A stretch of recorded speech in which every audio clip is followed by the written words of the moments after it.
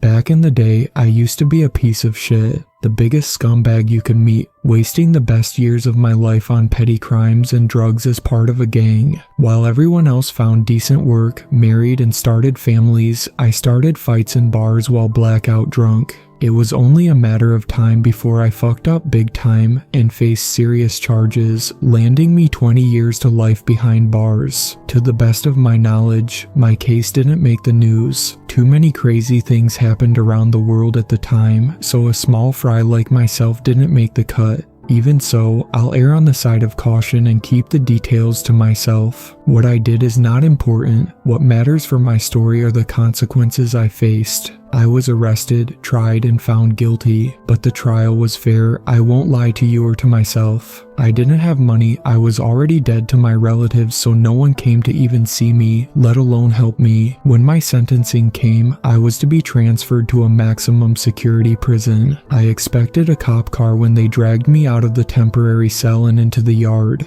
but a black armored Jeep waited for me instead. "What's going on?" I asked as they led me to it in handcuffs. "What are you doing? Where are you taking me?" My questions fell on deaf ears. The deputies handed me off to the mysterious men, two muscular gorillas in sharp suits with dark sunglasses, covering their eyes. As they forced me into the Jeep's back, every worst-case scenario under the sun ran through my mind. Would I become part of some secret government experiment? Would they erase me from existence? Another poor fool lost in the bureaucratic shuffle. Would I see the light of day ever again? I couldn't tell, and the two men wouldn't say. For the whole 10-hour drive, they didn't speak a single word to me or to each other. I couldn't see anything through the tinted windows, so I had no idea where they were even taking me. But truth be told, I was fighting some nasty withdrawals, so I couldn't focus much on it either. When we finally arrived at our destination and the ride stopped, one of them pulled me forcefully out of the Jeep. I wasn't sure what to expect, but the buildings we faced weren't it. Gray, naked concrete, bars for windows, a tall protective concrete fence with guard towers. More or less a normal prison, not some top secret facility. The two men led me inside through the gates and handed me to the guards, then they turned around and left. "What's going on?" I asked. "Where am I? What will happen to me?" The guard sighed, getting behind me and pushing me to move. "You know what curiosity did to the cat?" He answered my question with one of his own. I just nodded my head. "Good, now stop asking questions." He took me inside a small building to be processed, which meant ditching my standard jumpsuit for one of their own. A simple dark gray thing, though it was quite thick for a prison in the middle of the desert. The guard pulled out a pistol and motioned with the barrel towards me. "Don't try any funny stuff," he warned. I nodded my head, so he unlocked the cuffs. He didn't make me shower before changing, and he sure as shit didn't offer me any privacy. I had to get buck naked in front of him as he watched me like an eagle, but soon enough I was dressed in the gray jumpsuit, so the guard put the handcuffs back around my wrists and took me away once more. Out in the prison yard, I saw the other inmates loitering about. Most of them wore dark gray jumpsuits similar to my own, but some wore a bright neon orange that made them stand out like sore thumbs in the crowd. At least we're allowed to get some fresh air, I thought. "That over there is Block A," the guard said, pointing to the closest building. It was the tallest among the bunch, but other than that they were pretty much identical. "That's where you're going. That over there is Block B," he continued, pointing to the next building in line. "And that one in the back is Block C. Pray to God and try your damn best not to get sent there." I wanted to ask why, but I held back the question as the earlier warning rang through my mind.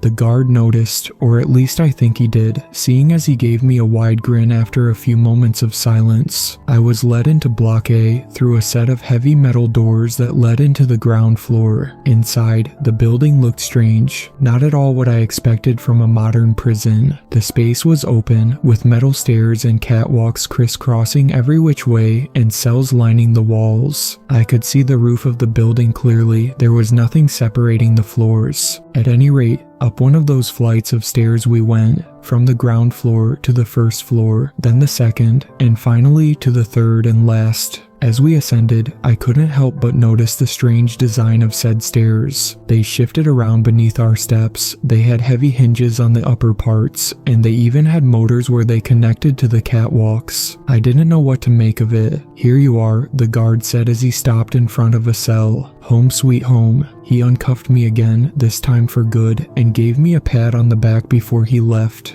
I didn't know what to do, so I stood there frozen for a long moment, watching the guard disappear down the stairs. A man was already in the cell, lounging on one of the bunk beds with the door wide open. He shot me a quick glance and let out a sigh when he saw I wouldn't talk. "Hey, new guy," he called out. "You can come in, I won't bite." "What the hell is this place?" I asked, stepping into the cell. "First things first, introductions." He cut me off. "Name's Andre, Jack." "Nice to meet you, Jack," Andre answered. "That over there is your bed. The one below yours is Christopher's, and the one above mine is Mason's." I looked to the bunk beds as Andre lazily pointed towards them, finally noticing there were 4 of them. Would I really share a cell with 3 other people? "They're outside right now, but they should be back soon," Andre continued. "You didn't answer me.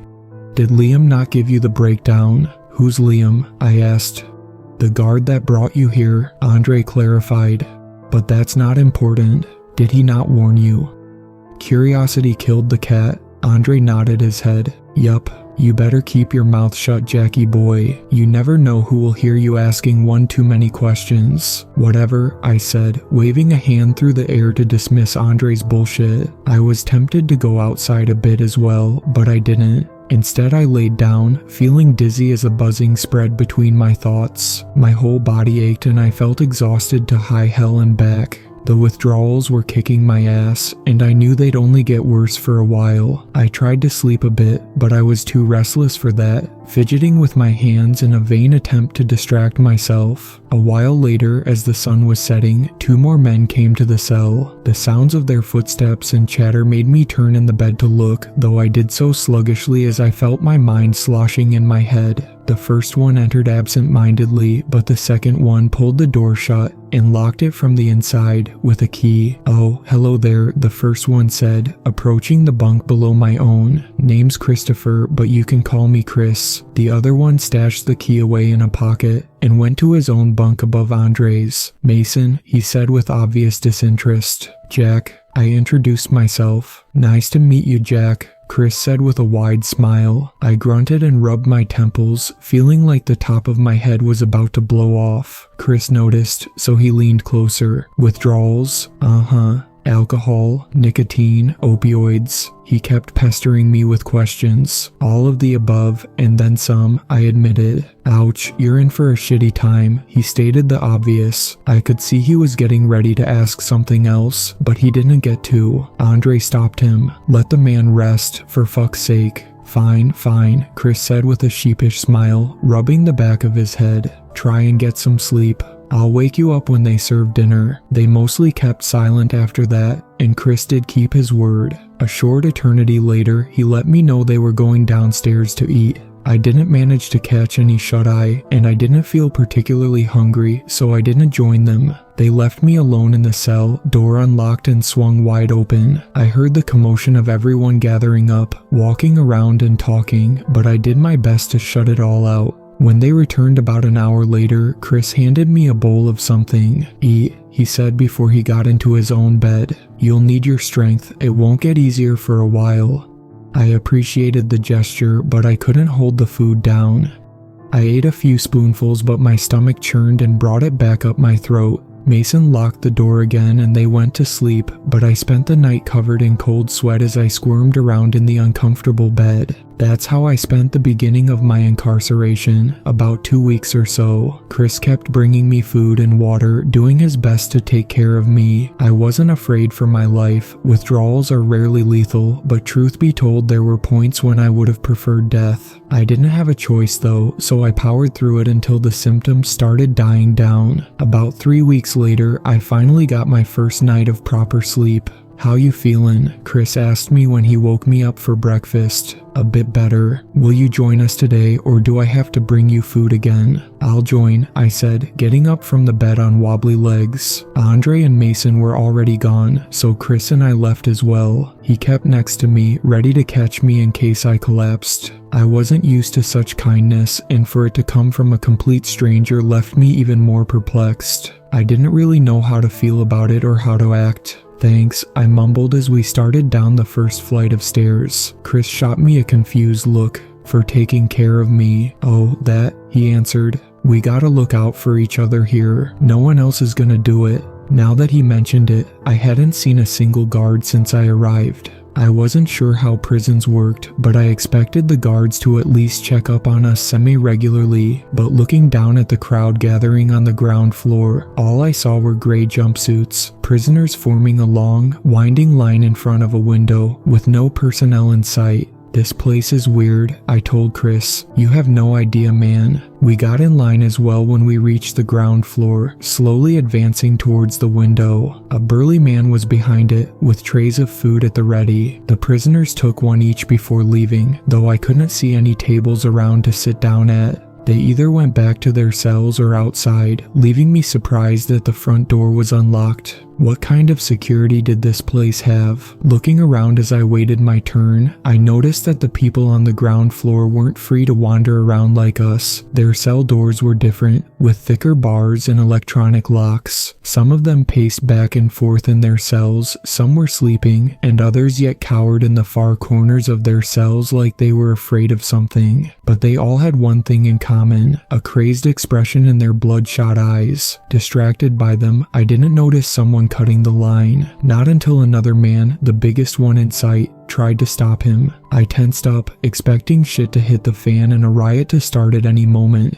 But everyone else backed away from the two as they raised their voices, until they were screaming in each other's faces. I wanted to back off as well, but a hand on my shoulder stopped me. "Watch and learn," Chris whispered by my side. It didn't take the two men very long to start trading blows. The first punch was thrown, but the bigger guy just took it and went down like a sack of bricks. He could have easily dodged it and hit back, but for whatever reason, he chose not to. "What?" I started asking, but the sounds of alarms blaring in the building stopped me. Everyone scrammed while I reached for my ears. The main doors flung open, and 6 guards armed to the teeth rushed in. They yelled for everyone to get to the ground with their hands behind their backs, and we obeyed. I jumped on my belly with my hands behind my head, and Chris did the same, landing so close to me that I could feel his breath on my cheek. 4 of the guards took positions by the main entrance, rifles trained on us. The other 2 advanced into the building, heading straight for the man that started the fight. He froze as they approached, so one of the guards slammed the butt of his rifle into the man's face. I said, "Get to the ground." The guard repeated. The man fell down on all fours, spitting out blood as he screamed profanities. The 2 guards assaulted him, hitting him with their rifles again and again until they knocked him unconscious. Then they cuffed the man's hands behind his back and took him away, not saying a word to the rest of us. "He's going straight to Block C after a stunt like that,"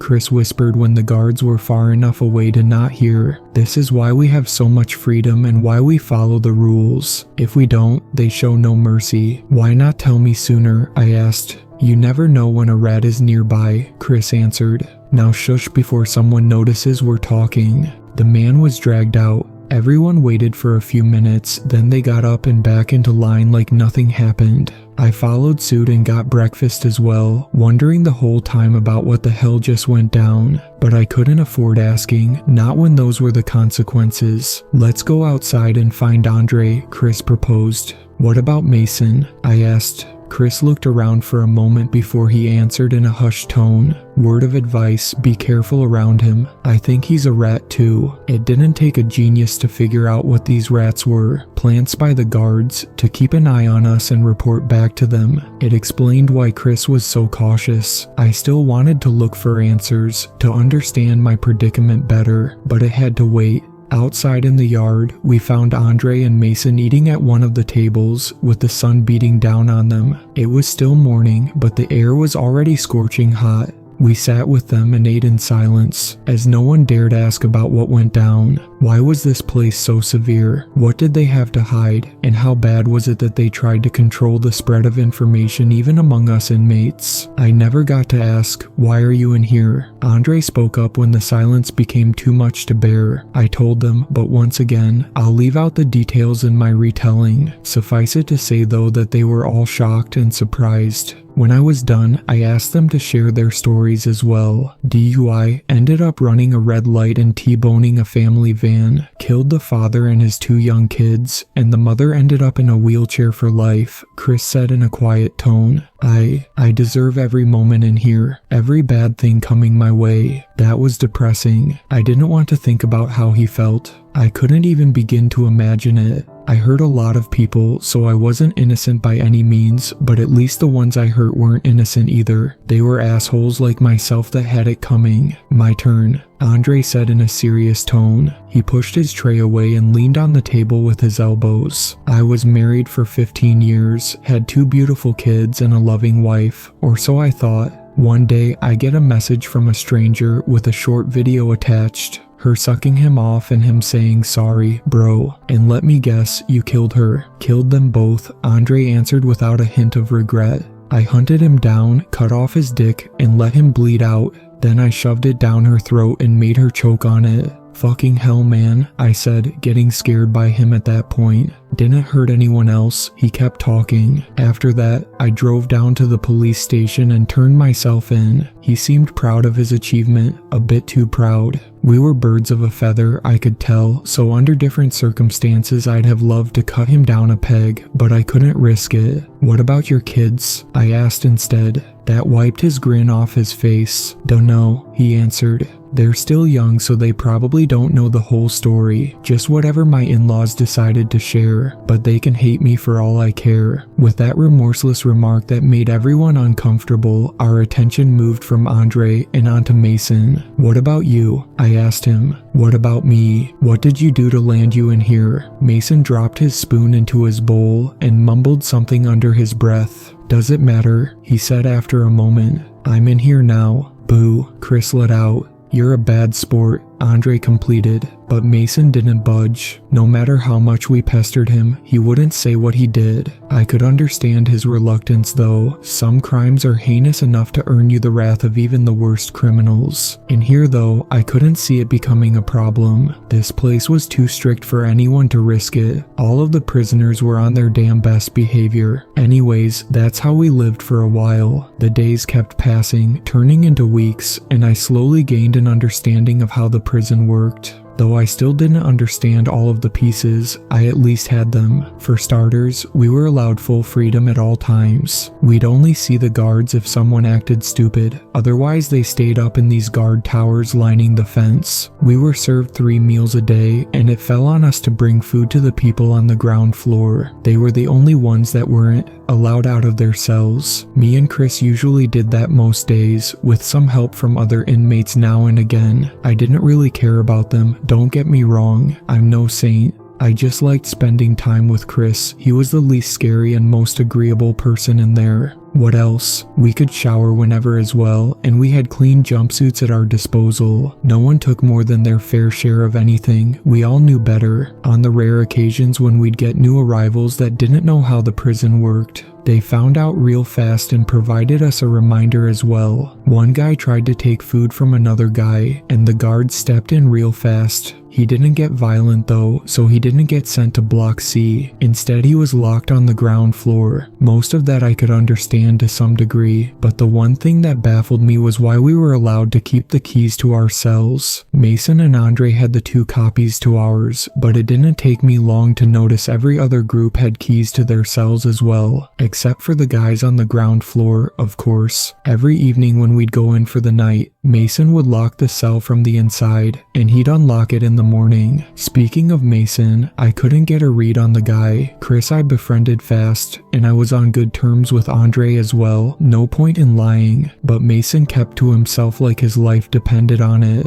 I could see why Chris suspected him to be a rat, but to me, he came off as antisocial more than anything. Anyways, I was there for about 2 months when I finally started getting some answers. It began like any other evening, with us returning to the cell for the night. We got in our beds as Mason locked the door, and we killed time with chatter and banter. As the sun set and the world outside was plunged into darkness, the power went out in the prison. The lone light bulb in the cell was snuffed out, and I heard the others complaining right away. "Just great," Mason said. I heard him fumbling in his bed, but I couldn't see what he was up to. "Well, we're long overdue for a blackout event," Andre said dryly. I rolled to the edge of my own bed and leaned down closer to Chris. "What's going on?" I asked, keeping my voice to a whisper. "I could explain," he answered, "but you won't believe me. You'll have to see for yourself." In the next moment, a light came on in the building, a single red light on the ceiling, spinning around to illuminate the cells one by one. When it passed by ours, I took a moment to look at Andre and Mason. Both of them had their backs turned to us, facing the wall with their pillows held tight around their ears. "Everyone to your stations," the guards yelled outside. I jumped down from the bed and walked to the window to get a better look.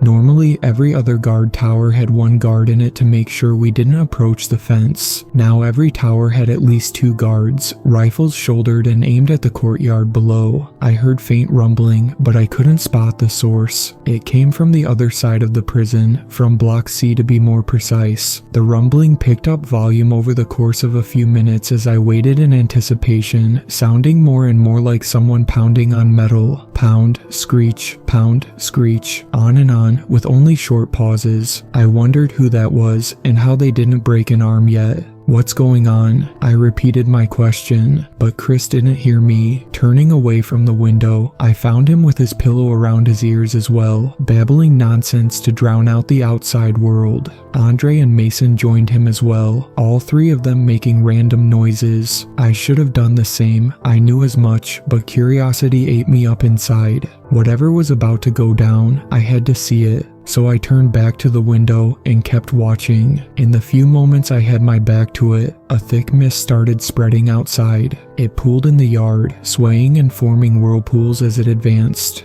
When it hit the perimeter fence, it started spreading upwards as well. In no time at all, it was high enough to reach up to the first floor. "Shoot anything that tries to climb," one of the guards yelled. His choice of words baffled me. Anything. I could understand anyone. With the power out and covered by this mist, people were bound to try to break out. But anything. What was that supposed to mean? Unluckily for me, I was about to find out. The rumbling continued, and it got so loud at one point that it sounded like a war drum. Then I heard a loud crash, and the frantic scurrying of feet invading the courtyard. I looked at the mist as the scurrying got below the window, but I couldn't spot anything. Whoever or whatever made those sounds was masked completely. They circled the building, more and more of them joining the unseen chaos. Then I heard the same pounding on our main door, but it didn't last for long. A couple of hits and the thing swung wide open. The motors below the stairs came to life, and I heard the hinges crying out under the stress as the scurrying entered the building. I rushed to the cell door, but I couldn't see much from there.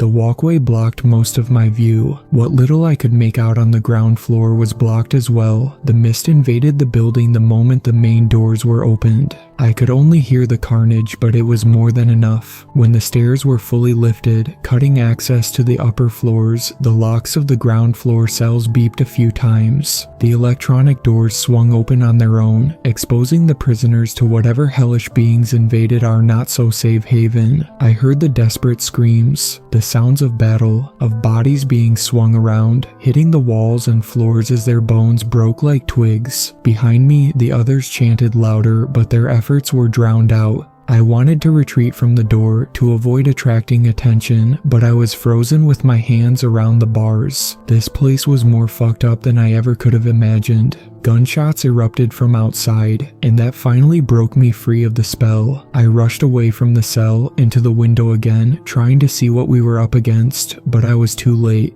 All that I found was a trail of blood on the perimeter wall just below one of the guard towers, and a whimpering sound retreating towards Block C through the mist. The event didn't last for much longer after that, a few minutes at most, but they were the most terrifying minutes of my life, and I understood then why the others reacted the way they did. The screams from downstairs died down one by one until all that was left was whimpering and agonized groans. The sounds of bodies being dragged away by the same scurrying feet followed. Some of them were still alive, pleading and crying for their lives, but most of them didn't make a peep. Then silence fell. It was over. The scurrying was gone and the mist retreated as well, little by little. Chris was the first to pull his head out of his pillow, with reddened eyes and a frantic expression on his face. Is it over?" he asked tentatively. I was slumped in one of the cell's corners, head between my knees. "I think so," I answered with hesitation. "What the hell, man?" Mason somehow snored away. We heard as much when every other sound from outside died down. Andre was still awake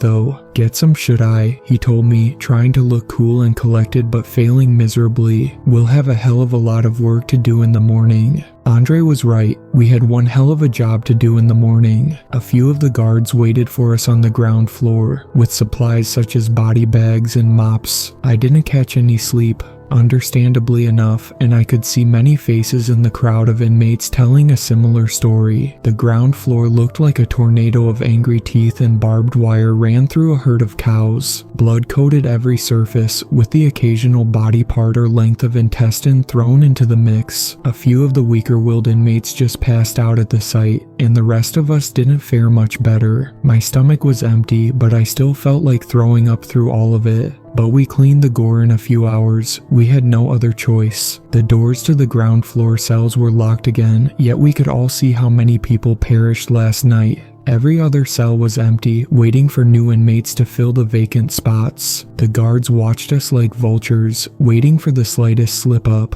No wonder no one dared step out of line. I finally understood the full gravity of our predicament. At any rate, we got done around lunchtime and the ground floor looked spotless. You couldn't tell what utter carnage took place there only hours prior. The serving window opened and they served us lunch, but most people passed. Their stomachs wouldn't be able to handle food for a few days, at the very least. Me and Chris weren't among them, however. We took our trays and, with a healthy dose of paranoia and skepticism, we went outside to eat. I looked around for any signs as we walked, finding nothing out of place. The sand on the ground was raked, the doors were back in their hinges, even the trail of blood on the perimeter wall was gone. They likely had the inmates in Block B clean up the courtyard. Few other people were outside, so finding seating at a table wasn't hard. Chris put his tray down and started eating with a shell-shocked expression, but I was in the mood for getting some answers. I'd not get a better time than this. We were alone, so if we kept our voices low, we could talk freely. "What exactly went down last night?" I asked. Chris looked up at me, then he batted an eye towards one of the guard towers. I didn't turn my head, catching sight of the guard in the corner of my eye. It was hard to make out details without looking directly at him, but I saw the headphones on his head. Did they have listening devices trained on us? Bugs under the tables or in our trays? Did I fuck up big time? "Nah man, you can keep your mashed potatoes. Don't worry," Chris said nonchalantly. Something in the guard's hands moved, pointing in a different direction. It was a listening device after all. "Some other time, they're on high alert right now," he whispered. I took my L with a sigh, and we ate in silence. Answers were hard to come by in this place. You had to fight tooth and nail for any morsel of information. Chris was the only person I trusted fully, and he was too afraid to talk. My only option was to gather whatever I could through my own observations. The guards monitored us closely for the next few days, and they were much more severe with the rules until they filled up the ground floor cells again. Anything and everything could land you there. If you as much as looked at someone the wrong way, you had a decent chance of getting fucked over. All four of us somehow managed to avoid that fate though. Things calmed down after that, and we returned to our previous routine, more or less. Chris was still in a state of shock, jumpy at everything around him, and Mason somehow managed to shut himself in even further. We had trouble getting more than a few sentences out of him on any given day before, but now he went days on end without speaking. I myself was probably not faring any better than them, but it's a hard call to make when you have to analyze your own behavior objectively. Andre was the only one of us unaffected by the ordeal, and he helped me understand what Chris and Mason were going through. I was the newest inmate in our cell, obviously, but it turned out the two of them hadn't been there for long either. Chris for less than 6 months, and he'd lived through 2 prior blackout events, making this one his third. Mason was brought in shortly before me, so it was his second event. Andre, meanwhile, had been locked up there for a few years, so he'd seen plenty of them and they didn't get under his skin anymore. I wasn't sure what to make of that information, to be honest. And I didn't care much either, especially about Mason. Chris was a pal, sure, but I had no idea how to help him cope. In there, it was every man for himself. That's what I tried to tell myself in an effort to keep going. Anyway, in reality, I couldn't practice it. When Chris stopped leaving the cell, I tried to convince him to come outside even for a little bit. When he stopped eating, I brought him his ration like he'd done for me, but it didn't work. Nothing I tried did. With every passing day, he got worse and worse. His deterioration was slow at first, to the point I didn't even notice it happening, but it soon became obvious. He stopped eating out of the blue and lost a lot of weight, withering away visibly each day. His eyes lost that shine in them, that hope, that things would be okay. You'll often hear tall tales of how the human spirit prevails, how our deep-rooted survival instincts carry people through the darkest of times against the most impossible odds. But you rarely hear of the times it fails, of just how brutal it is to see it shattered before your eyes. Come on, man, I pleaded with him one evening when I brought him dinner. You can't do this to yourself. Why not? He said with melancholy. What's the point? I'm serving a lifetime sentence. It's just a matter of time until they send me to the ground floor as well. We're always just one mistake away from being torn apart by fucking monsters. I sighed, knowing full well that he was right.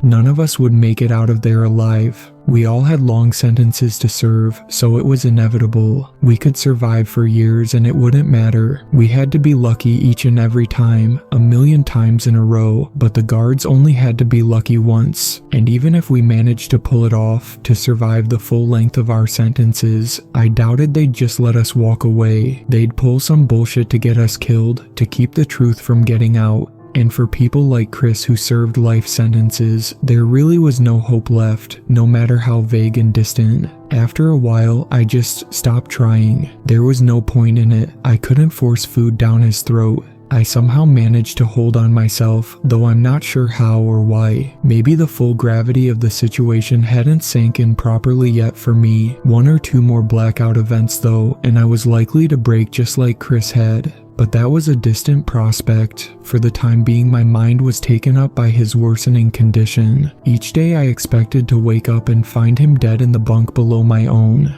Look on the bright side, Andre said one evening as we ate dinner in the courtyard. It was just the two of us at the table. Chris hadn't left the cell in about a month at that point, and Mason stopped hanging out with us long ago. If he croaks, the bottom bunk is yours. That remark angered me, and I didn't try to hide it. I looked up at him with rage, ready to punch his jaw right off his stupid face. But Andre wasn't fazed, or much less intimidated. We both knew that even if the guards didn't intervene, I had no chance against him in a fight. Don't lose your shit, Jackie boy, he said with a shit-eating grin. It's cruel, but it is what it is. You have to hang on to whatever silver linings you're granted in here. Chris will die, and so will Mason eventually. They'll bring other people in and those will die as well. I've had about 20 cellmates by now and they're all gone. Do I feel sorry for them? Sure, but I won't throw my own life away over their asses. Just forget it, I said, dropping the half-eaten burger back on the tray and getting up. Andre didn't say anything else, and neither did I. I walked away while I could still keep my cool and avoid causing a scene. After I returned my tray, I planned to go back to the cell and check if Chris had touched his own food. But I froze at the base of the stairs. Screams came from the 3rd floor, followed by the sounds of a struggle. I rushed up and towards it, against the crowd sent into a sudden frenzy as they tried to retreat, recognizing Chris's voice. Up on the 3rd floor, I found 2 guards dragging him out of the cell in handcuffs. Chris screamed and thrashed in their grasp, too weak at that point to put up much of a fight. Let me go, I didn't do anything, he pleaded as they carried him towards the stairs. You can't do this to me, I didn't break the rules. Have some basic fucking human decency and let me die on my own terms. The guards didn't care, they didn't speak as much as a word to him, just kept walking. When they reached me, one of them made eye contact, silently provoking me to try something, but I wouldn't. Torn as my heart was for Chris, I just stepped out of their way, head down and my eyes pinned on my trembling feet. Please." Chris kept trying to reason with them, to no avail. He looked back over his shoulder for a final time before they went down the stairs. We made eye contact, and the desperation in his was clear as day, but I really couldn't do anything. At most I could have rushed in to deliver a surprise punch and break Chris's neck to spare him his fate, but that would have signed my own death sentence, so I only watched as they took him away, down to the ground floor and out the main doors. He was sent straight to Block C. Part of me wanted to follow them and confirm that for myself, but I knew better, so I didn't. I returned to our cell instead, finding Mason in his bed, back turned to the room. My heart nearly exploded with rage at the sight. He ratted Chris out and caused all of this. "You piece of shit." I yelled and rushed him before I realized I was on the move. Mason didn't expect to be assaulted out of the blue, but he didn't fight back either. I stopped myself at the last moment, arm still raised and ready to punch his lights out. He looked up at me, the collar of his jumpsuit held tightly in my hand, but his eyes were vacant. "What?" he asked. "You did that," I said and pointed at the cell door. "Fucking rat. You got Chris killed to save your own ass." Mason slapped my hand away weakly. I let go of him and took a step away from his bed, and he simply turned his back to me again. "I'm not one of the rats," he answered. "Now shut the fuck up before an actual rat hears you." "What? Then who?" "Everything all right.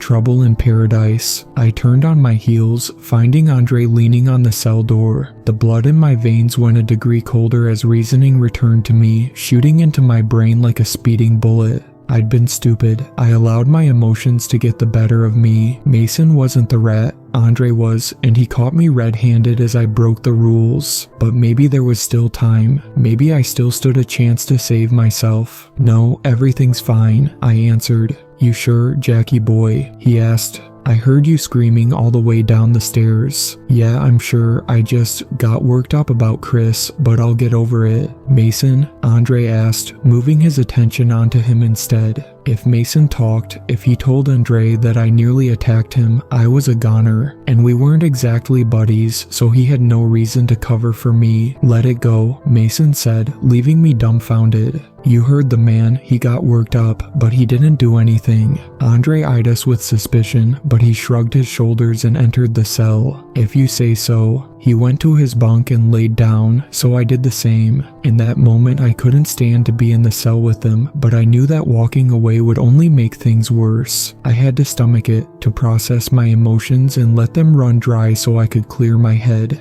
I placed my hands on the top bunk, ready to hop up, but Andre stopped me. "The bottom one's yours now, don't you want it?" he asked. He was trying to irk me by that point, no doubt about it, to get a first-hand reaction out of me so he could get me fucking killed as well. But I wouldn't give him the satisfaction. "Yeah, I forgot. It slipped my mind," I said, and laid on the bottom bunk. I won't lie to you, I cried myself to sleep like a little baby that night. Hot tears that had no business coming out of my eyes, but I managed to keep it hidden, and nothing happened to me, so I was in the clear. Andre didn't rat me out for whatever reason, and I had my theories on why, although I couldn't confirm them. Either he was satisfied with just Chris, or he saved me for later, knowing I would slip up again eventually. Maybe the rats had quotas and no reason to go above and beyond, who knows. All that I knew for sure were three things. I was safe for the meantime, I couldn't afford to fuck up again, and I couldn't rely on anyone anymore. I was on my own. Time kept passing, and I soon found I had isolated myself as much as everyone else around me. I wasn't a social butterfly before by any means, but I'd never been that bad. Most days, the only words coming out of my mouth were the thanks I gave to the cook behind the security glass. Some more inmates came and went to our cell, none lasting very long. I was lucky to get help from Chris when I did, and without the same courtesy extended to them, the new guys had no chance. Repeat offenders fared the worst. They tried to tackle this prison like any other, and that just didn't cut it. The next blackout event wasn't far off. From what I gathered during that conversation with Andre, they came every 2 months almost down to the day. I wasn't sure what to do when it would come. The temptation to hide with a pillow around my head like everyone else was huge, but I needed to know, to understand. I could have been sent down to the ground floor any day, or worse yet to Block C. Knowledge wouldn't necessarily improve my chances of survival, but it was better to have it than to lack it. Chris was right, this is hopeless, I lamented to myself. Maybe I should just get it over with, punch Andre in the jaw and get sent to Block C to die. I was outside in the yard eating dinner all by myself, and absorbed by the dark thoughts that wormed their way into my brain, I missed Mason approaching from behind. He placed his tray down and sat opposite of me, starting to eat in silence. I had nothing to say to him, so I tried to ignore him. Way back when, you asked me why I'm in here, he said after a while. I looked up at him, somewhat surprised. Yeah, well, I don't really care anymore. Just hear me out. You're not a rat, so I can trust you. I sighed and spun a hand around in the air, telling him to hurry up. At that point, I really didn't care what he did on the outside to land him in here. It was irrelevant. They got my brother, Mason continued. Arrested him and sent him here. Thought he didn't have anyone so he'd be easy to erase. And let me guess, he has you. I nearly spat out with a chuckle. So what, you barged in here to break him out? Rescue him? Yeah, actually, Mason answered with no amusement in his voice, but I can't find him anywhere. He's not in our block, and he isn't in Block B either. I've been watching those guys for a while. They're the ones with the orange jumpsuits. Well, in that case it's simple. He was sent to Block C, and you know what that means. No, Jack, we don't know what that means, Mason contradicted me. No one comes back out, sure, but we don't know what's in there. He could still be alive, and so could Chris. I frowned. That's where the monsters come out from. They're dead all right. Do you know for a fact that they're monsters? Have you seen one with your own eyes? Mason pressed. I wanted to bring up the evidence, stuff like the banging too heavy to be done by a human or the fog that accompanied the event, but I guess he anticipated my words. What if they give drugs to the inmates to send them in a frenzy? What if they have fog machines all around the compound? It doesn't have to be supernatural. And why would they do any of that? Mason shrugged his shoulders. How the hell am I supposed to know? They're fucked up in the head. But it's not like they haven't tried dark shit on humans before. A place like this could be a perfect playground for whatever messed up tests they have devised. They being the government, I presumed, or some shadow branch of it. Okay, fine, it's a possibility, I admitted. So what? It doesn't change anything if they're inmates high out of their minds instead of monsters. Why even come to me with this? We're due for another blackout event soon, Mason answered. Any day now. And he said, rummaging through his jumpsuit to pull out something. Have the key to our cell. You want to go out during one? That's suicide, Mason completed. Maybe. On my own, definitely. But not if we work together. I was dumbstruck. Was he for real right now? Andre will rat you out, I said when I regained some composure. That's why I need your help. We can get our answers and get rid of Andre at the same time. It's a win-win. I did a quick check of our surroundings, finding few guards in the towers nearest to us, and the ones that were present weren't paying any attention. With a blackout event inbound, they wouldn't care about us for a few days. Mason planned this talk out in advance. With or without you, I'm doing it, he said when he noticed I was indecisive. But think about it, this is your chance to pay Andre back. The guards will just send another rat to our cell, and we'll take him out as well when the time comes, Mason said and got up from the table to walk away. I didn't follow him. I needed some time to process all I'd heard. The offer was tempting, but I wasn't ready to go through with it. It was all too sudden. I mulled over it until the sun set, getting no closer to making a decision. So I returned to the cell, finding Andre and Mason in their bunks. The latter shot me a questioning look, but I got into my own bunk and turned my back to them. A few more days passed like that, with Mason's plan bouncing around in my head. He didn't pester me about it, just shooting me glances now and again that went unanswered. We didn't know when exactly the next blackout event would hit. We just knew it would be any day now. And when it finally did come, when the lights went out one evening, I was still unprepared. Andre reacted like last time, bending his pillow around his head. Mason didn't lose any time though. He shot up from his bed and took off towards the cell door. You in or out? he asked in a hushed tone. 100 thoughts raced through my mind of what would happen if we failed, if we got caught by the guards, or worse yet by whatever the fuck would come out of Block C. But on the other hand, I wouldn't last forever anyway. "I'm in," I said and got up to join Mason by the door. He pulled out the key but didn't get to unlock it.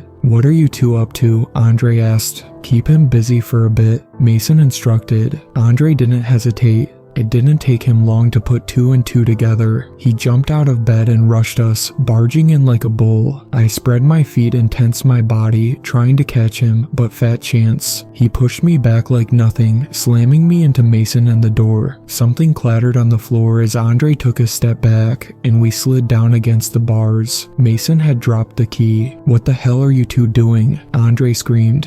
"Ah man, fuck me," Mason complained and pushed me away. Andre pinned his gaze on him, walking over me as I squirmed on the floor. Nothing got broken, or at least I didn't think so, but I still hurt all over. I spotted the key though, so I went to take it. But Andre expected as much. He kicked the damn thing out of my hand and further into the cell. "You trying to get us killed? That it?" he asked. As he grabbed onto Mason's collar and got ready to lift him off the floor, I took my chance. I swiped Andre's legs and dashed away on all fours as he came crashing down like a sack of bricks. On top of Mason, of course. They let out curses, but Mason caught on, both figuratively and literally. He latched his arms around Andre's neck and kicked his legs out from under him when he tried to get up, keeping him pinned down. "Get the key. On it." I rushed over to the key and grabbed it off the floor, hearing the sounds of Andre punching Mason behind me. Even though the position was awkward, he still managed to put a lot of force behind each and every strike. The sounds of banging on Block C's doors joined the meaty thuds as I got back up my feet.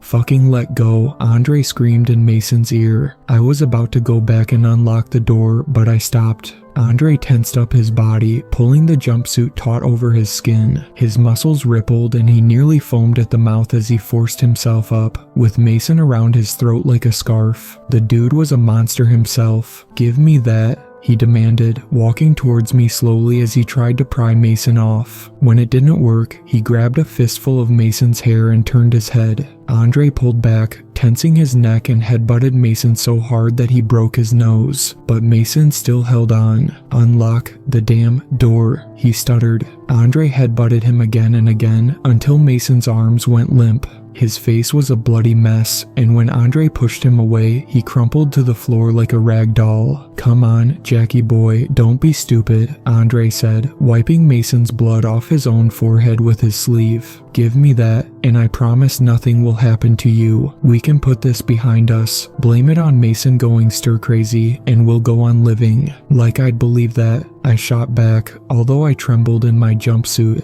"Hey, I didn't rat you out before, did I?" he pointed out, taking a step towards me. "And anyway, if I wanted that back, I could have taken it already. You can't stop me either way. I'm being generous here." I was trying to come up with another idea, anything to get me out of that pinch. I could give in, side with Andre and betray Mason, but for how long would that ensure my safety, if at all? The banging from outside got louder and louder until the doors gave way. Andre took another step towards me, arms fanned out as the skittering of feet filled the courtyard. "What will it be, Jackie boy?"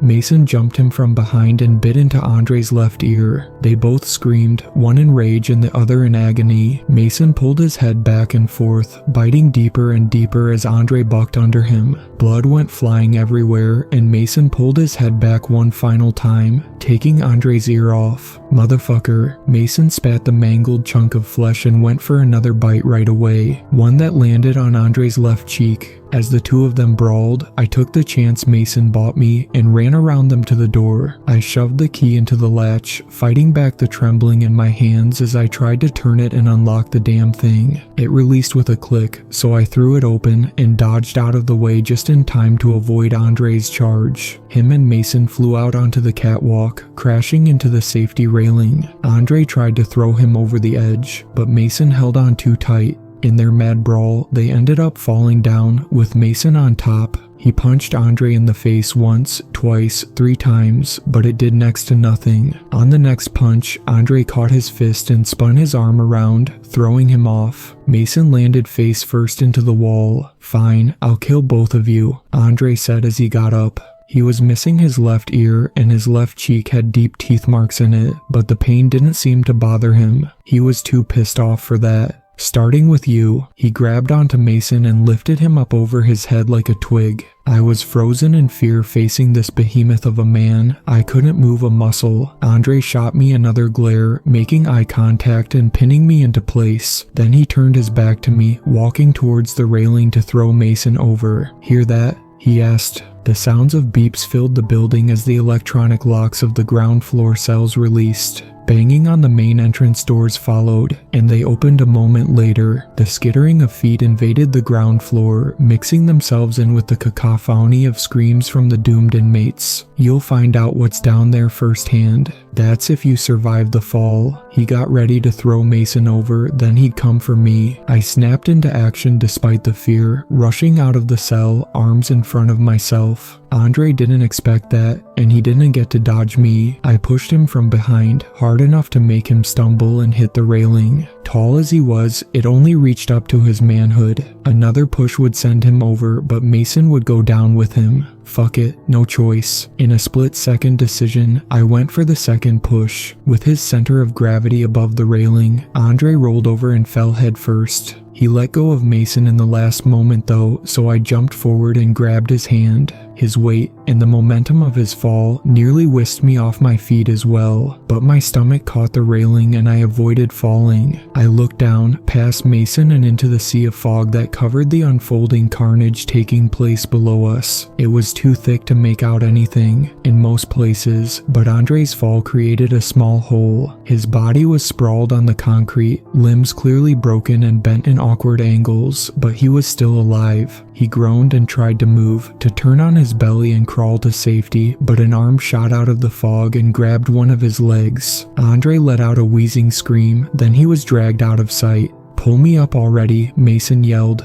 "Right, sorry." I did as told, pulling him up and helping him over the edge. We both collapsed on the catwalk side by side, but Mason didn't stay down for long. The madman went to get back up and walk towards the stairs. "Don't," I tried to stop him. "You're in no shape to go down there."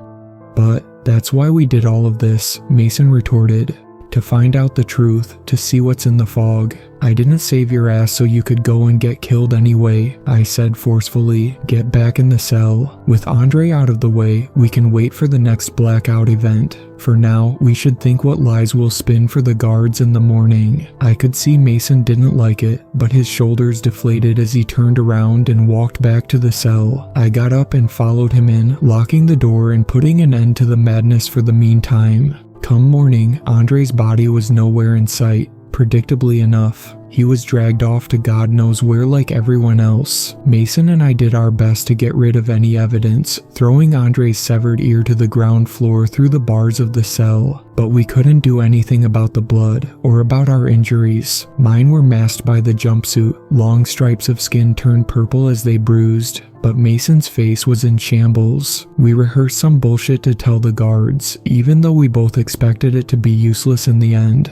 No way in hell they'd take our side over their precious rats. "I don't care either way," Mason admitted. "I want to get to Block C." "Then why not attack someone?" I asked. "And why get me involved as well?" "'Cause I would have preferred not to be dragged there in handcuffs," Mason answered. "To get the chance to gather some intel and sneak over during another blackout event. But if we get sent to the ground floor, I can still make it work." That was our most likely fate. We didn't know yet how many perished last night, but some were bound to. The guards would need replacements, so for a few days, no one would be sent to Block C. All rule breakers would go straight to the ground floor no matter the offense. It wasn't ideal, but at least it would buy us some time. With that in mind, we made our way down when the guards entered the block. As soon as they caught sight of Mason's face, one pointed at us and the other one took off. We expected him to grab us right then and there, but instead he rushed past as the first guard waved us over. "What happened to your face?" he asked Mason when we got close. "Our cellmate attacked us last night."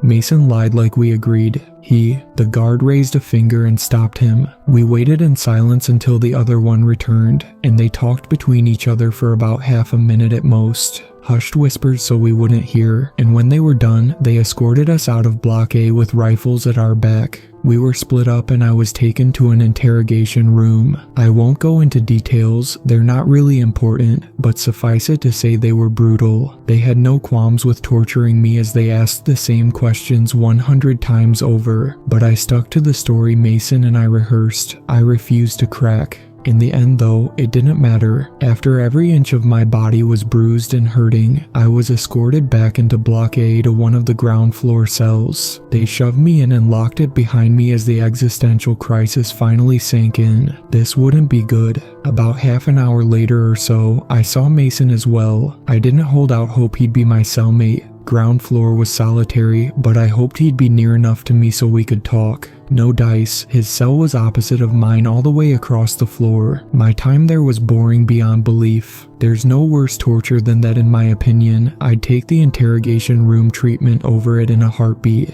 I held out for the first few days, but after that I started going off the rails, alternating between catatonic periods, rage, resentment, fear. Every day was a roll of the dice as to what the main emotion would be, but I went across the spectrum. Some days I got food, some days I didn't. Being at the mercy of the other inmates meant going hungry and thirsty for long periods of time. I lost weight steadily because of it. I could feel my body growing weaker. Chris really had been a godsend for the rest of us in this place. I just never understood how much so. Anyways, the 2 months passed and we got our next blackout event. Only this time I had front row seats to the whole thing. It started out slow, like the other two had, with the power cutting out followed by distant sounds of pounding on the doors of Block C. Some of the other ground floor inmates started weeping. Others started pacing about in their cells. A few even pulled desperately on the bars. I looked across the floor for Mason to see what he was up to, since things were apparently going to plan. Given the large distance between us, we couldn't talk. We'd have had to yell back and forth, and that was a no-no. Mason stood in front of his cell door, arms crossed as he waited for the electronic lock to release. He seemed ready for some action. When he noticed me staring, he pointed at the main entrance with a finger, a clear signal for me to meet him there, so I started thinking of ways to accomplish that.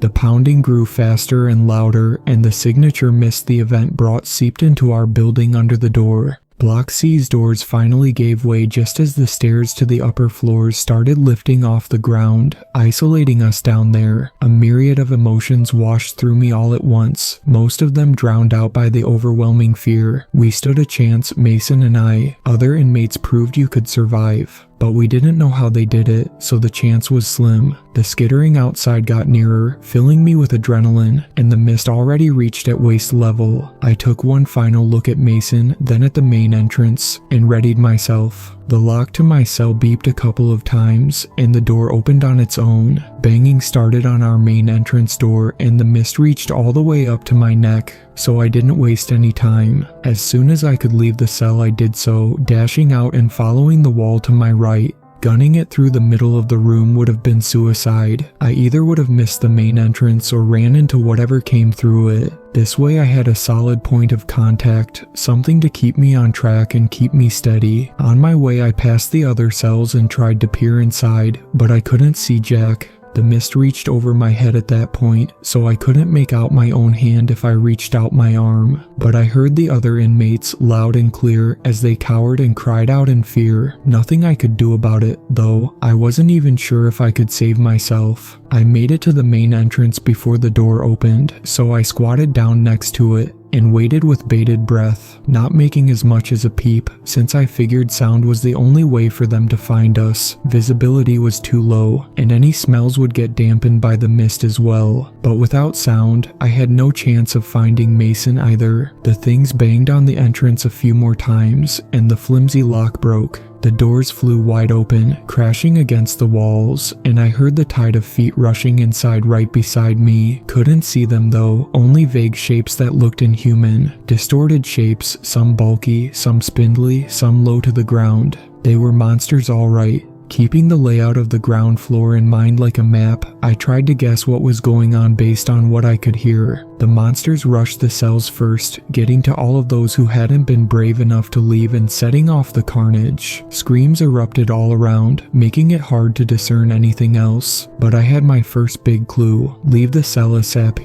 After that, the monsters ran around at random through the mist as they tried to hunt down everyone else. They leapt ahead, they crashed into the walls, one even hit a steel beam only feet away from me. That was my second clue: keep quiet and keep to the walls. Once in a while, when one of them found and killed someone, they'd drag them out of the building. Most of the time they were dead, but I heard some still crying and weeping in the grasp of the creatures. Mason hadn't reached me yet though, so I suspected the worst: that he got caught on the way, but I had no way to tell. All I could do was to wait and pray I'd survive. The minutes passed slowly, and I didn't budge from my spot.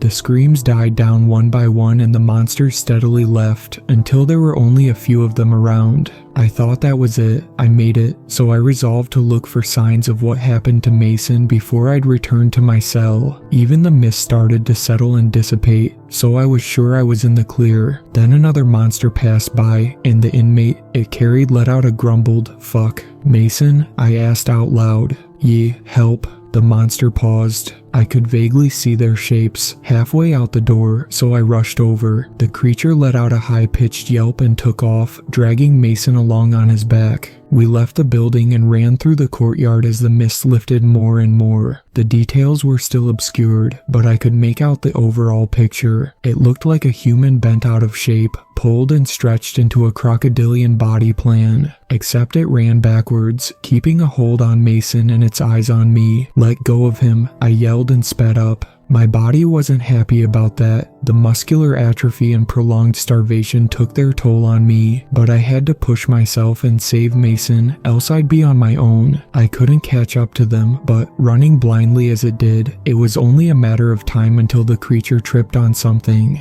Before it regained its bearings, I was on top of it. I jumped up and landed on its flat, deformed spine, kicking the back of its head. My toes hurt through the thin shoes. It felt like I struck a slab of concrete. Mason joined in as well though, kicking it under the chin with his free leg. Our combined assault did little damage, but it was enough to annoy the creature. It let out another yelp and released Mason, bucking a few times to get me off as well. I landed on my ass in the sand, and it took off running towards Block C empty-handed. "Fucking hell," Mason complained, sprawled on his back as he struggled for breath. "Come on, let's go back before anyone spots us." I helped him up and we shuffled back towards our block, propped into each other. Mason had some nasty cuts and large bruises, but nothing life-threatening as far as I could tell. He assured me he'd tear his jumpsuit to shreds and use it as bandages to stop the bleeding, so he'd be fine. "What now?" I asked him when we got back inside. "Do we go back to our cells?" "Yeah," Mason answered. "The doors will close when the electricity comes back on, and who knows what the guards will do to us if they find us outside." Fair point, but we still had a few minutes until then, and we wouldn't get another chance to talk. So talk we did. Mason told me what happened to him. Apparently, he hesitated and didn't leave his cell right away. When he did, he made a beeline to the main entrance and ended up bumping into someone else. The man got scared and attacked him. They fought until the monsters barged in, so he ran around at random to escape them. But the madman pulled it off. He'd been insanely lucky. I told him what I did, and we quickly devised a plan for the next event. We'd do the same thing I had done, meet up and rush out into the courtyard the moment the monsters were all inside. Some stragglers were bound to linger outside, but the majority of them would be drawn to the ground floor by the screams. Once in the clear, we'd make a break for Block C and find out the truth. With our plan made, we returned to our cells. Electricity came back a little while later and the doors closed on their own, trapping us once again. I didn't know what to expect, but the guys from Block B rushing in with rifles in their orange jumpsuits wasn't it. They did a quick sweep of the ground floor, finding a single man with broken legs crawling around, so they shot him in the head without hesitation. "All clear," one of them declared.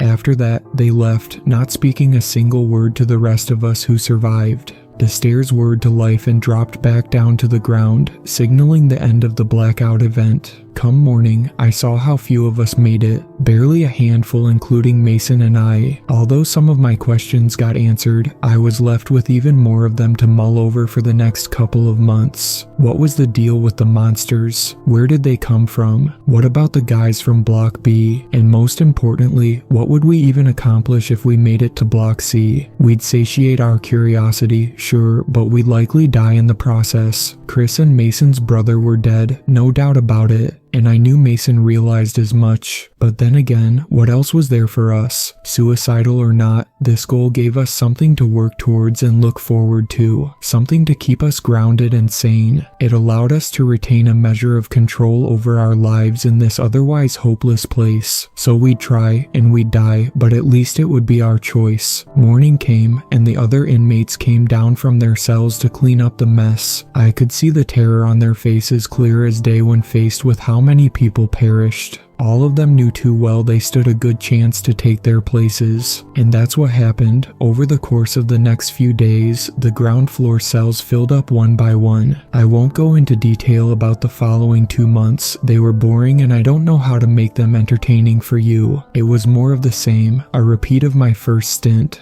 Bored out of my mind, hungry and thirsty most days, so on and so forth. This time I tried to somewhat keep in shape by doing some limited workouts, but the nutritional deficit didn't make it easy. It's hard to retain muscle mass when you don't eat and your body decides to cannibalize itself for proteins or whatever. But they passed, and us initial survivors were little more than walking skeletons by the end. Mason and I wouldn't have another shot at it. Another 2 months of this would kill us. We had to make it count. As soon as the doors of our cells opened, we both rushed out and followed the plan. Keep quiet to avoid being found, keep to the walls to avoid getting lost, and reach the main entrance to meet up. I lost sight of him well before that. The mist set in fast, but I pulled my part off without a hitch. Just like last time, I was by the doors when they burst open, and hell rushed past me into the building. I waited for all of the monsters to pass me, tensing up for a speedy getaway. Mason, you there? I asked in a hushed voice. Yeah, on your signal, he answered.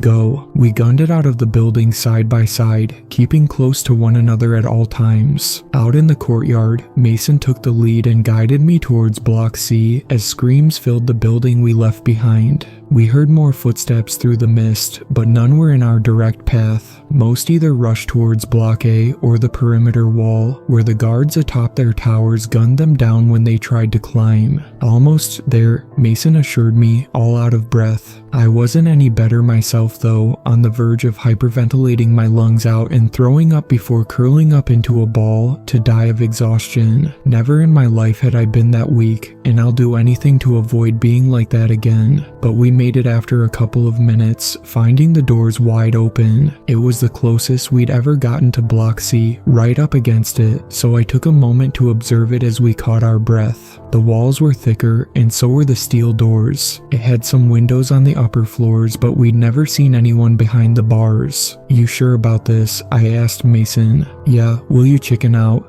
No chance, let's go. We entered the building side by side, trembling with both fear and anticipation. Light emanated from inside, filtered by the milky fog, but it didn't come from the ceiling or the emergency lights that came on everywhere else. It came from the floor, from the middle of the building. What the? I started, but someone stopped me. What are you two doing here? We turned, bumping into each other, finding a man in the doorway behind us. The orange jumpsuit stood out even through the mist, though that could have been because of the high-power flashlight mounted on his rifle. Mason turned, ready to bolt as I thought of what to say, but the man shot around into the floor by outfeet. Talk, he demanded. See, it's a funny story. We got lost, I said without missing a beat. The man said, though he didn't sound convinced. You got lost and somehow made it all the way out here. That is funny, I'll give you that. Now tell me the truth before I cap your asses. We want to see what's in here, Mason answered. To not die ignorant. Why stop us? I couldn't see the man's face clearly, what with all of the mist and the blinding light pointed right in our faces. But even so, I was sure he smiled a shit-eating grin at us. You two have guts, I like that. Tell you what, return to your cells and no one has to die here tonight. Come on, Mason pleaded. We'll die anyway, at least.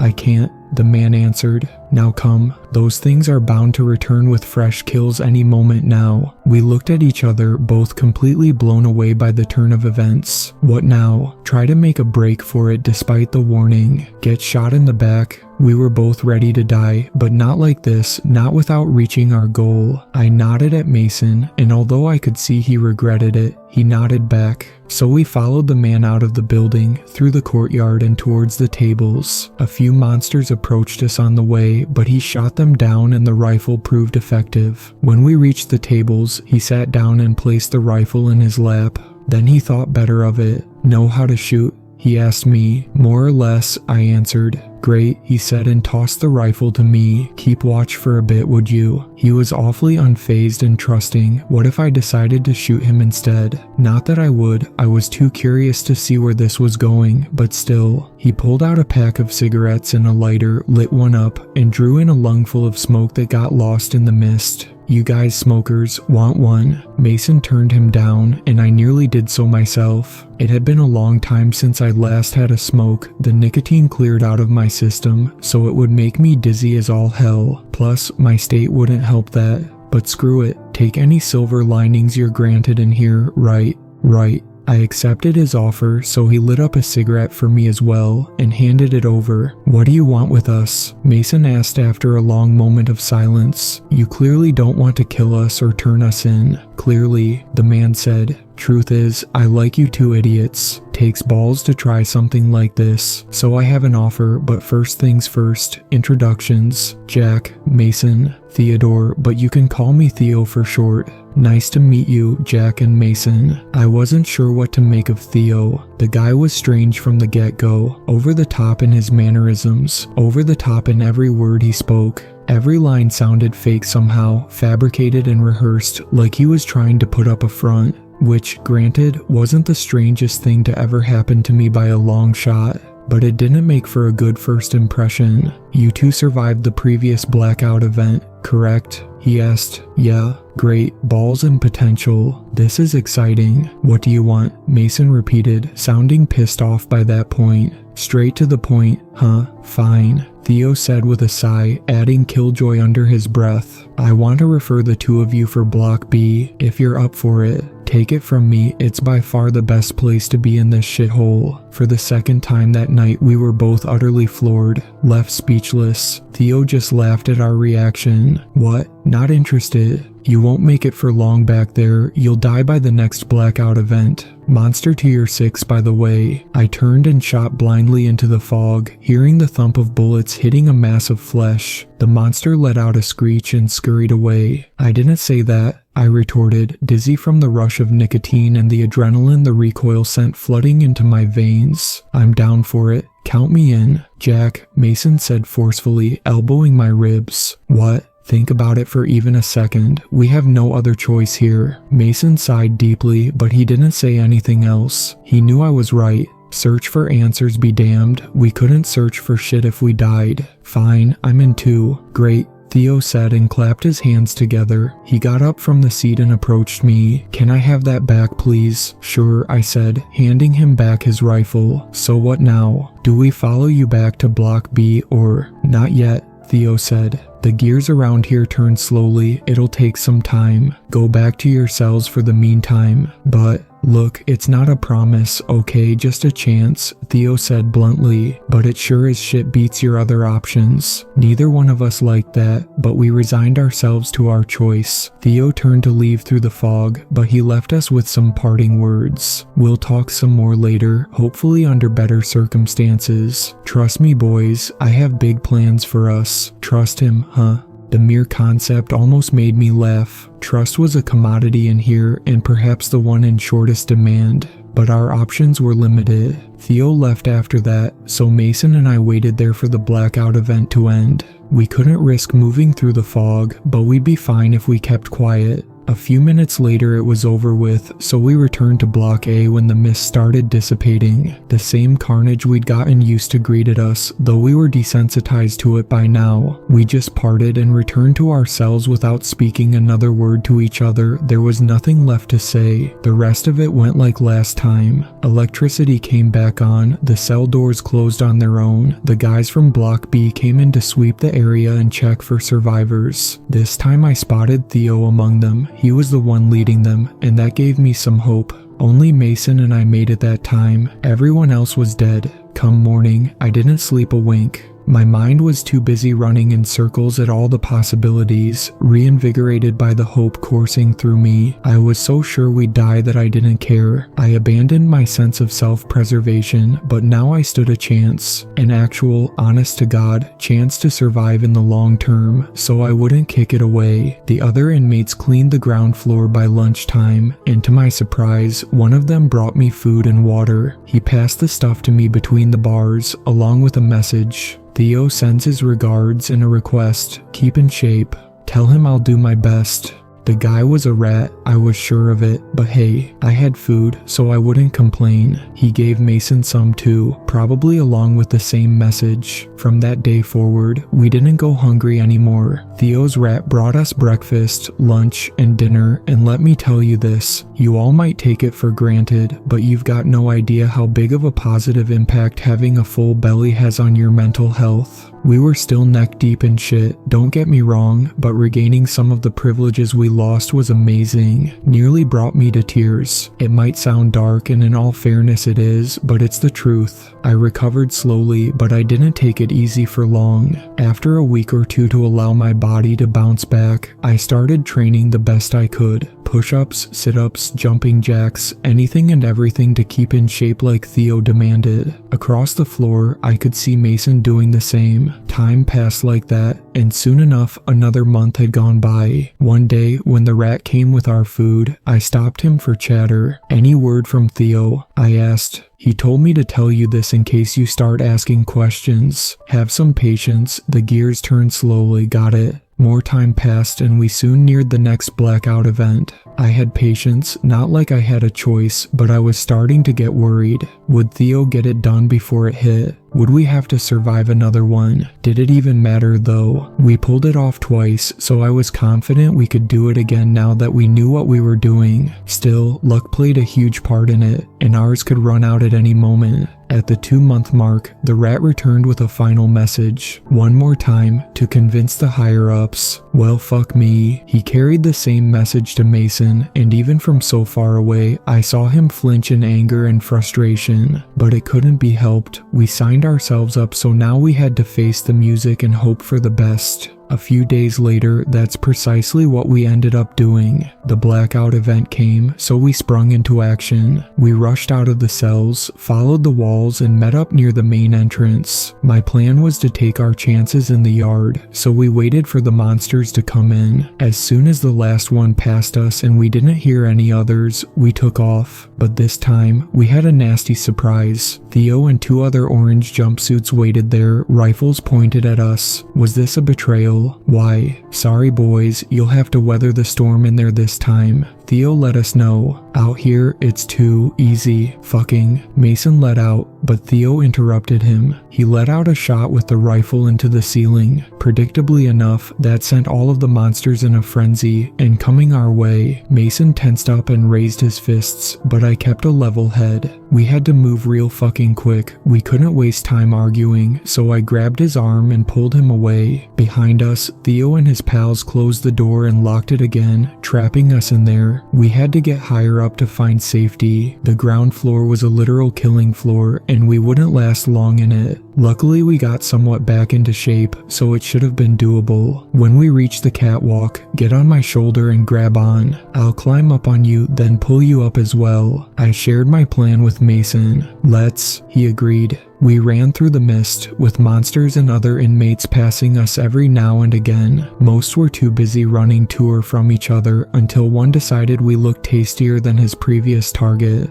A tall beast, easily 8 feet in height, but scrawny. Its muscles were well defined, but its skin was ripped to shreds here and there where it gave way as it expanded. With all of that in mind, let's call it Lanky. Lanky let out a high-pitched screech and lunged. Mason pushed me to the ground and followed me down as well, so Lanky missed and flew over us. We took off on all fours like that, hoping to reach that catwalk and get away, but it chased after us. Of course it wouldn't be easy. We kept dodging, working together to remain one step ahead of Lanky's attacks. "Come on, make it fast," I told Mason when we got below the catwalk. He ran up from behind and climbed on my shoulders as I tried to keep steady. Lanky let out another screech, not far behind us. I felt Mason tense up, the wavering in his legs gone before he told me he got a grip. I got out from under him and grabbed a hold of his jumpsuit to climb him like a ladder, but Lanky interrupted us. It struck me from behind and sent me to the ground, like I'd been run over by a damn car. Then it slapped Mason away too, hard enough to send him flying into the nearest wall some 6 feet away. Lanky stepped over me to go to Mason, and I knew I had to do something fast to save our asses. I looked up at it, observing it for a weak point I could exploit, and settled on its spine. It was the thinnest part of its body by far, mostly exposed bone with a wisp of muscles to keep it connected, barely about the thickness of my forearm. I bolted to my feet and ran into Lanky from behind, hoping to tackle it.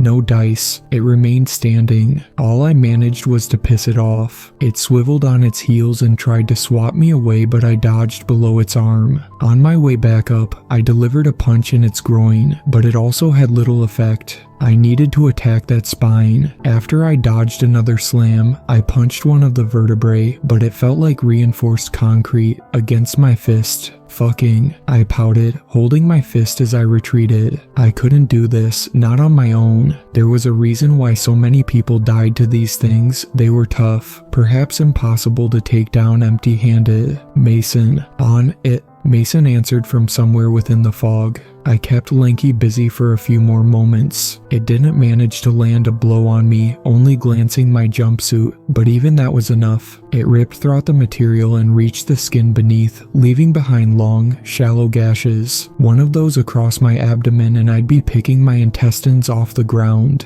"Mason," I cried out again. "Do it." Mason rolled over and got on all fours behind Lanky. I dodged another swipe and went in, pushing into it, and using the momentum of its attack in my favor. Lanky went backwards, his legs snagged on Mason, and it toppled over on its back. "Twist the head, clockwise," I instructed while grabbing onto its legs. Mason did as told, even though I could see it was difficult for him. Who knew how many bones he'd broken from that one hit? But my plan worked. We twisted Lanky in opposite directions from opposite ends at the same time. His spine, being the weakest link in its body, gave out with a sickening crack. Not enough to kill it, but at least it was incapacitated so we could carry out our initial plan. "Can you still move?" "I can force myself," Mason answered as I helped him away from Lanky. "Let's get this over with." He climbed on top of my shoulders again, but Lanky just wouldn't give up. Even with a broken spine, it crawled our way using its arms. At least it moved slower though. I jumped to avoid another swipe at my legs, giving Mason a much needed push so he could reach the catwalk. He grabbed on, so I held onto him in midair without falling back. Below us, Lanky screeched and yelped, angry that we got away. I climbed all the way up, over the railing and onto the catwalk of the first floor. Then I turned around and helped Mason up as well, before we both collapsed. We did it," he mumbled, clearly in a lot of pain. "Theo," I screamed. "Fuck you, Theo. We made it. Get us out." The main entrance was thrown wide open, so we waited for the blackout event to end and for the mist to dissipate. I took that time to check on Mason, finding a huge bruise on his abdomen where Lanky's fist made contact, and an equally big one on his back where he collided with the wall. No broken bones as far as I could tell, but it would still hurt like a bitch for a while. When it was finally over with and the stairs dropped back down, Theo rushed into the building with his team. Mason and I walked downstairs to meet them, with me propping him up. "Phenomenal job," Theo said with a grin, putting his rifle aside to give us a slow clap. "I didn't expect you two to survive that. Color me impressed. I had a whole assortment of colorful words to lay down on him, but I abstained. Couldn't risk pissing him off, not when we were out of our cells and at his mercy. He could just as easily dispose of us as he could help us. So is it a yes or a no? Are we in? You're in, all right, he said and turned to leave. Boys, finish up here. You two follow me. Theo led us from our building to Block B, and as soon as those doors opened, we could tell it was a completely different world from what we'd grown used to. No cells lining the walls, no bare concrete, no madness. It looked like a normal hotel more than anything. Feeling carpet beneath my feet after so long nearly brought me to tears. You never realize how much you'll miss these little things until they're ripped away from you. Anyway, Theo took us to the infirmary, cause they apparently had one of those as well.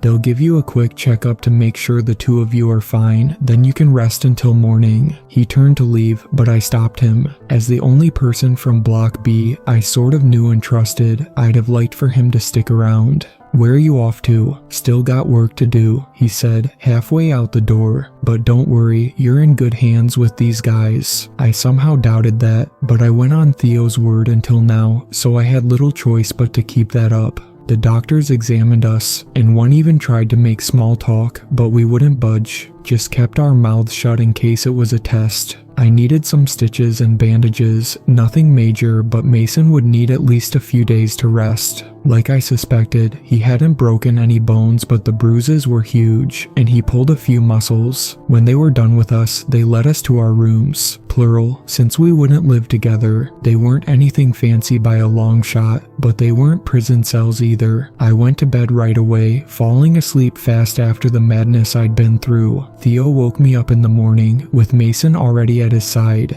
Come on, I have to break the two of you in. He showed us around Block B, and it was overall much better than our previous dwellings. It had a canteen with tables to eat at, a gym, a small library with approved books I was sure I wouldn't frequent. Showers were still communal though, but I didn't really care. After he got us new orange jumpsuits, Theo led us to said showers to clean up. I'll join you. Last night was a doozy and I sweated like a hog. All three of us got stark naked and entered. No one else was there, we had the whole place to ourselves. So I went to find a shower a little distance away from the two of them, but Theo stopped me with a hand on my shoulder. He didn't say anything, but by the look in his eyes, I knew he meant business, so I followed. He picked out 3 showers all the way in the back of the room and turned them on at full blast. We have to make this quick. They monitor how much time we spend in here, Theo said all of a sudden. Keep your voices down. Block B is bugged to high hell and back, but the shower room isn't. Too much moisture. Closest bug is at the door. You said you have plans for us, so fill us in, Mason demanded. He was still wobbly on his feet, and the bruises looked much worse now that some time had passed. You two said you want to get into Block C and find out the truth, Theo pointed out. Well, I know the truth, and it fucking sucks. We have to stop it, but I need help.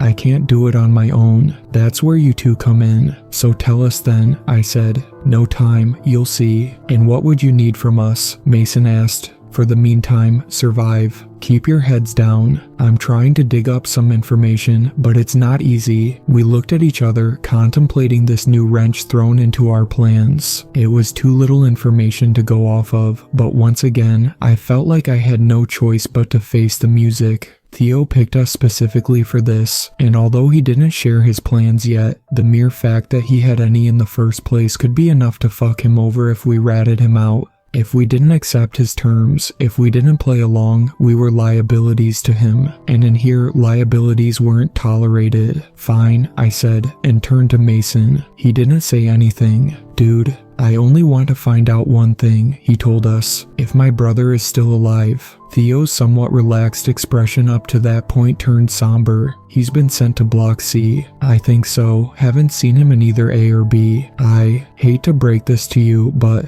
Theo didn't finish his sentence. Didn't need to. Mason slammed his fists into the wall and started sobbing, slipping slowly against it to his knees. We'd both known it. Chris and his brother were long dead, but we wanted confirmation. Needed confirmation. Yet, now that we had it, I was afraid it would break him. I still need an answer. Theo pushed him. I'm in alright. Mason said, gritting his teeth between sobs. I'll kill whatever's down there, then I'll kill the assholes that sent my brother here. Theo smirked. Good luck with that. We washed up in silence, got dressed, and went to grab breakfast. Since we knew the place was bugged, we didn't speak much. Instead, we allowed Theo to guide the conversations, since he was more than likely privy to the no-no topics. So what did you two do to land you in here? He asked us after we sat down. We answered him, and he batted an eye when he heard my story. But I couldn't care less. He was here too, so he was no saint either. You really did that? Yeah, well, what did you do? He sighed, dropped his spoon and leaned back in his chair. One of his knees bumped the table hard enough to rock it, and I heard something cracking beneath it. I used to be a pastor, a man of faith, had quite the congregation, loyal people ready to follow me to the end. We left the town we'd all grown up in and started our own, away from civilization. I was sure it was about to collapse any day now. And let me guess, you turned it into Waco 2.0 before the feds busted you. My remark pissed Theo off, but he continued. No, of course not. We didn't do anything, we were peaceful, didn't even have guns, we were sure the Lord would watch over us, until he didn't. So what, they just wiped you out for no reason? Mason asked. Pretty much. They spouted some bullshit about inciting violence, rebellion, fostering domestic terrorism, but they were all lies. I think I'd have seen something like that in the news, I pointed out. Would have made all the papers and news channels for weeks. Theo chuckled, but it was dry, a hollow gesture. It would have, if anyone was left alive by the end to say something about it. We were only a few dozen families, deep enough in the wilderness that no one even knew where to find us. We wanted to ask him more questions, but he didn't entertain us any further. He got up from the table, took his tray, and turned to leave.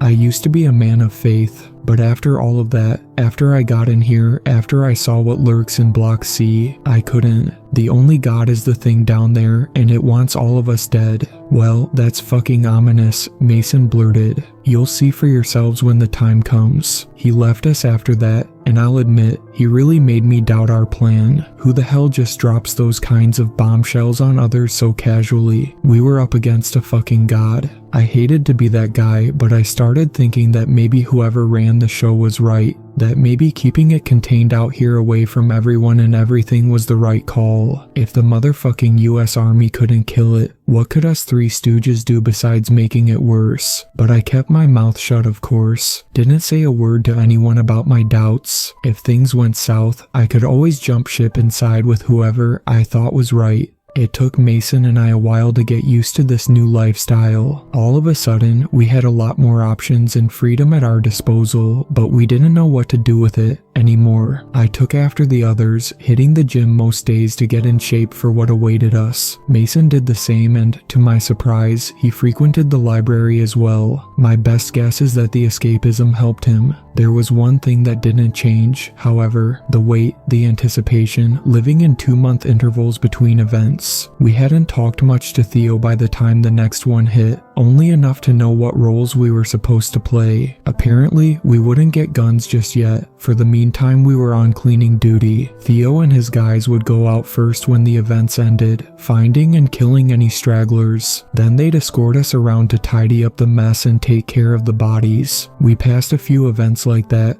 3 or 4 I think, and I'm sorry to just skip through such a long portion of time, but literally nothing interesting happened. Well, nothing more interesting than what came before anyway. It was boring grunt work, rake the sand in the yard to cover the blood, carry the bodies of downed creatures to a hatch in Block C's side, and whatever else Theo asked of us. Life wasn't the best by a long shot, but it sure as shit beat how we had it in Block A. It was decent, I could get used to it. My best guess was that we were waiting for some of Theo's men to die in order to take their place on his team. They were the only ones with guns, but they could only take them during events. That chance arose during the 5th event we had as part of Block B. It started out normal like all the others. Theo brought us out after his team checked everywhere and made sure it was clear. Blocks A and C were locked back up, and we had a few dead monsters to take care of in the yard. A couple by the walls and some more scattered about. Standard procedure was to chop them up into manageable pieces with hand saws, since the hatch we dropped them down into wasn't large enough to fit a man. 2 or 3 of us would work on a single monster, but it could be fewer if there were a lot of them. Mason and I tended to team up for that. We'd understandably grown close even if you couldn't tell at a first glance, so we did this time as well. He got to work on the legs, leaving me with the arms and head if the creature had one, which this one didn't. It was a roundish torso with a gaping mouth filled with broken ribs that looked like teeth. We got into position, Mason struck his saw into one of its knees, and the fucker shuddered. Again, something that happened from time to time. They'd play dead to fool us. Theo and Co. were supposed to double tap all of them just to make sure, and Roundy did have 2 holes in it. But like, how do you kill something without a brain? I didn't get to warn Mason or call for Theo. As soon as Mason's saw broke skin, Roundy shot a leg out and pushed Mason away. It swatted an arm at me, but I dodged and took off around it. Yo, we got a live one. 2 of Theo's men escorted us to keep us safe, and they lingered close by, smoking and chatting. Roundy took off towards them, but my warning caused them to turn and see it. One dropped his cigarette from his lips and froze. The other one brought up his rifle and let loose a few bullets. They hit Roundy and went right through, but failed to take it down. Fuck. The guy kept shooting while his pal turned tail and ran. Roundy reached him in an instant, clamping its fake mouth around his torso. The man twitched, and his bones let out sickening crunches as Roundy bit down harder. A moment later, his body fell away, cleaved in 2. Roundy raised its face, its fake torso mouth up in the air, bucking back and forth as if struggling to swallow. I reached Mason and checked on him. How are you? Good. It only pushed me away. Awesome. Let's run for our lives. There was no point in us fighting. That's not what we were there for. We had to run away and survive. The guy that ran off would alert Theo and the others and they'd...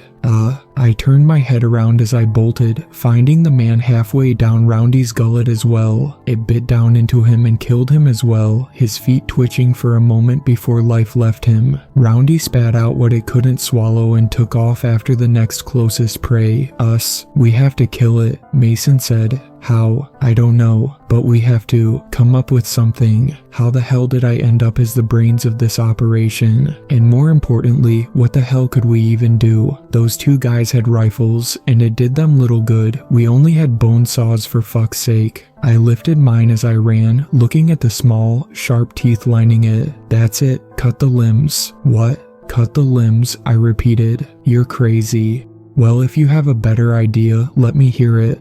Mason shot me a glance and stopped arguing. The better idea would have been to keep running, but Roundy was faster than us by the looks of it. Help was maybe a minute away tops, yet we both doubted we could escape it for that long. How do we do this? Mason asked. Split up. It will follow one of us so the other rushes back in and strikes. These aren't fucking swords, you know, Mason protested, swinging the saw around. Yeah, so hit harder. The wall was coming up, and we did as I said. Mason went to the left, I went to the right. Roundy collided into the wall and bounced back like a ball before picking me and taking off again. Mason. I needed to stop it somehow, to buy Mason time to swoop in. It was risky, but I had no other choice, so I stopped and swiveled on my heels, getting face to face with Roundy. It opened its mouth, wide enough for me to see the top of the heads it had swallowed, and jumped. I dashed ahead as well, getting low to the ground and tackling its legs. Roundy collapsed next to me and thrashed around, still trying to get its teeth into me. Legs, I screamed.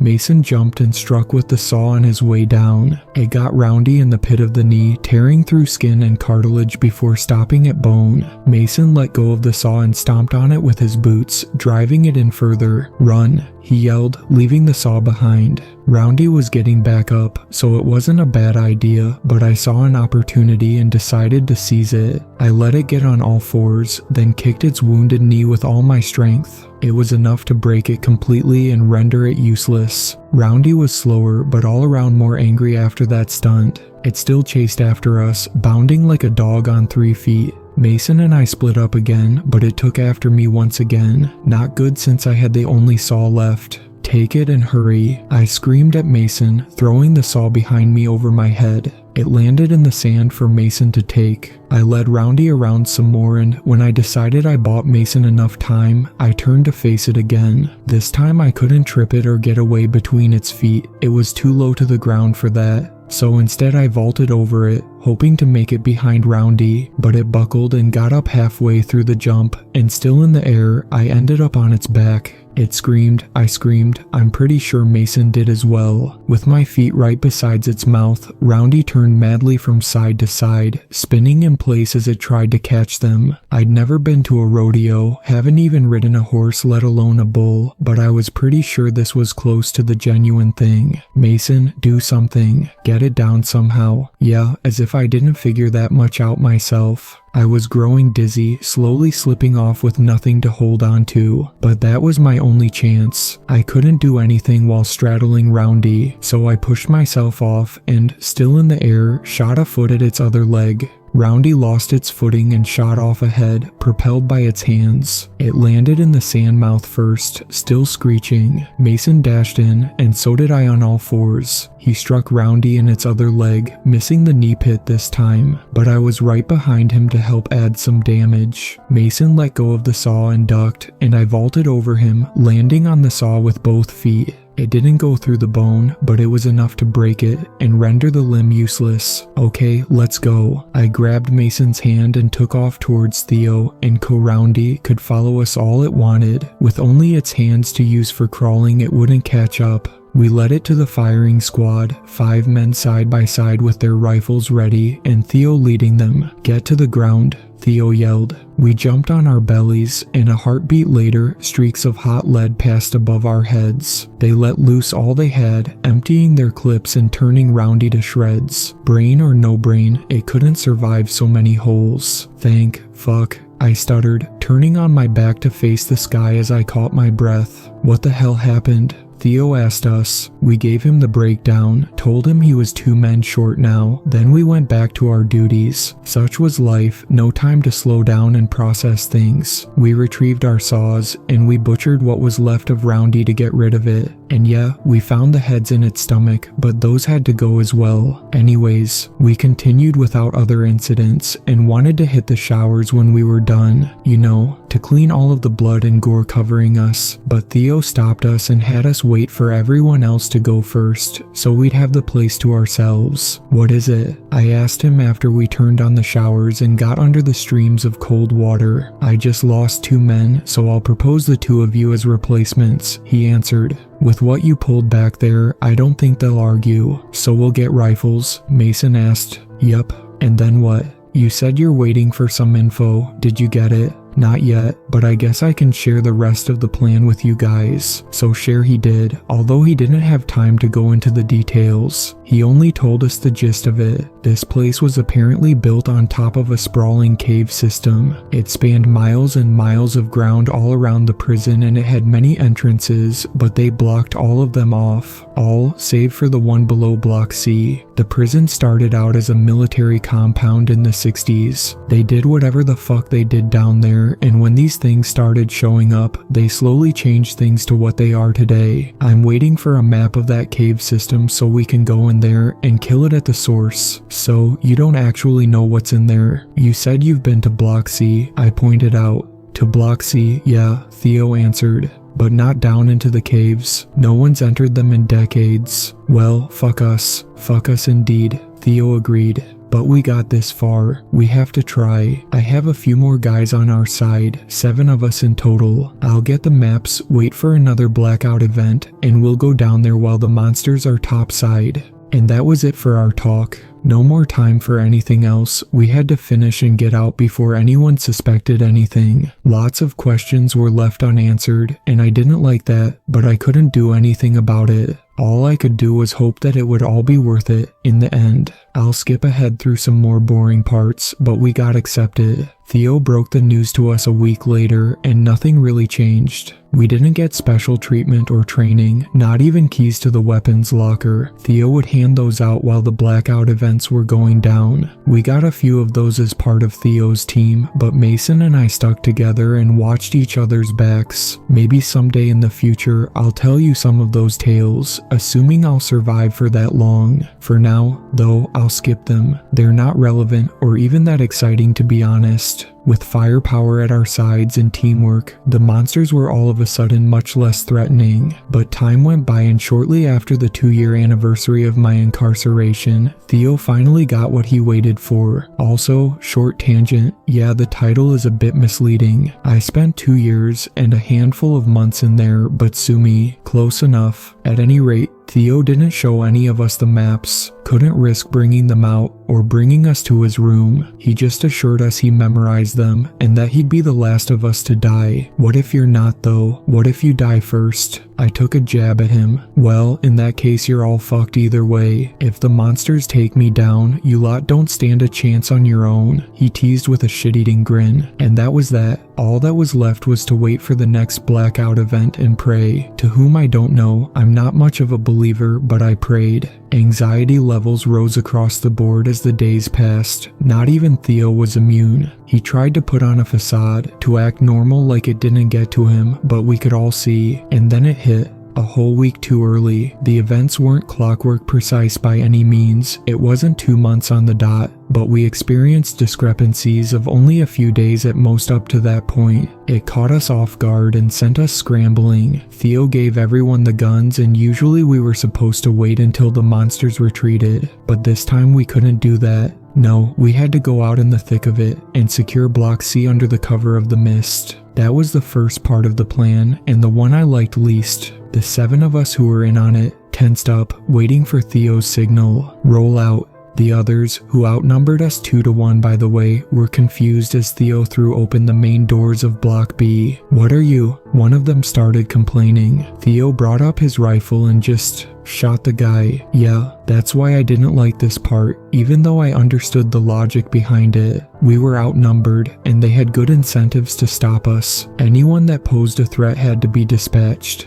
The bang and the sound of the body hitting the floor sent us all into a frenzy. Some ran, others screamed, a handful raised their rifles to retaliate against the sudden betrayal. We ran out that door and into the mist with gunfire at our backs. It was a shit show. One of our guys only made it a few steps into the courtyard before a bullet ripped through his chest, so we were already down a man before the operation proper even began. Keep running, Theo screamed. So we did. Crazy as we were, none of us were crazy enough to stop. We made it to Block C, shooting behind us every now and again and wasting precious ammo. The others made it inside, so Theo and I pulled the doors closed behind us and locked us in there. He opened his jumpsuit to retrieve a lock, and I saw square blocks wrapped in paper tied around his torso. Plastic explosives. Hey, what the hell? I yelled, taking a step back. What? These, Theo said, fanning out his jumpsuit the rest of the way and turning to face the others. You didn't think we'd manage to kill whatever's down there with rifles, did you? I told each and every one of you, this is a suicide mission. Some of the others dragged their feet at the unexpected turn in the plan, but Mason approached Theo and stood at his side. With a heavy sigh, I did the same. He was right. We knew from the very beginning we'd die. We accepted that fact along with his offer. I wouldn't back out. And anyways, I needed to be down there to hopefully put an end to this if I needed to. I'm a scumbag, always was and always will be, but I won't put my hate boner ahead of the fate of humanity. Whoever doesn't want to follow, stay back here, Theo said as he clipped the lock in place and secured the doors. But once the monsters return and the other guys catch up, you'll die anyway. You'll follow us down there one way or another. Fuck you, I'll take my chances here, someone spoke up. Yeah, me too. Count me out as well. And that was that. In a single moment, our group got split down the middle. The other 3 guys backed out, leaving only Theo, Mason, and me. At least buy us some time, Theo said and took off. We followed him further into the building, into the thick mist that wouldn't let us see for more than a few feet in any direction. Just like last time, a light from deeper within made all of it shine, and I had my heart in my throat as I waited to see what exactly it was. The ground beneath our feet turned soft and squishy at some point, so I looked down, flesh pulsing and shifting in a steady rhythm, overtaking the concrete.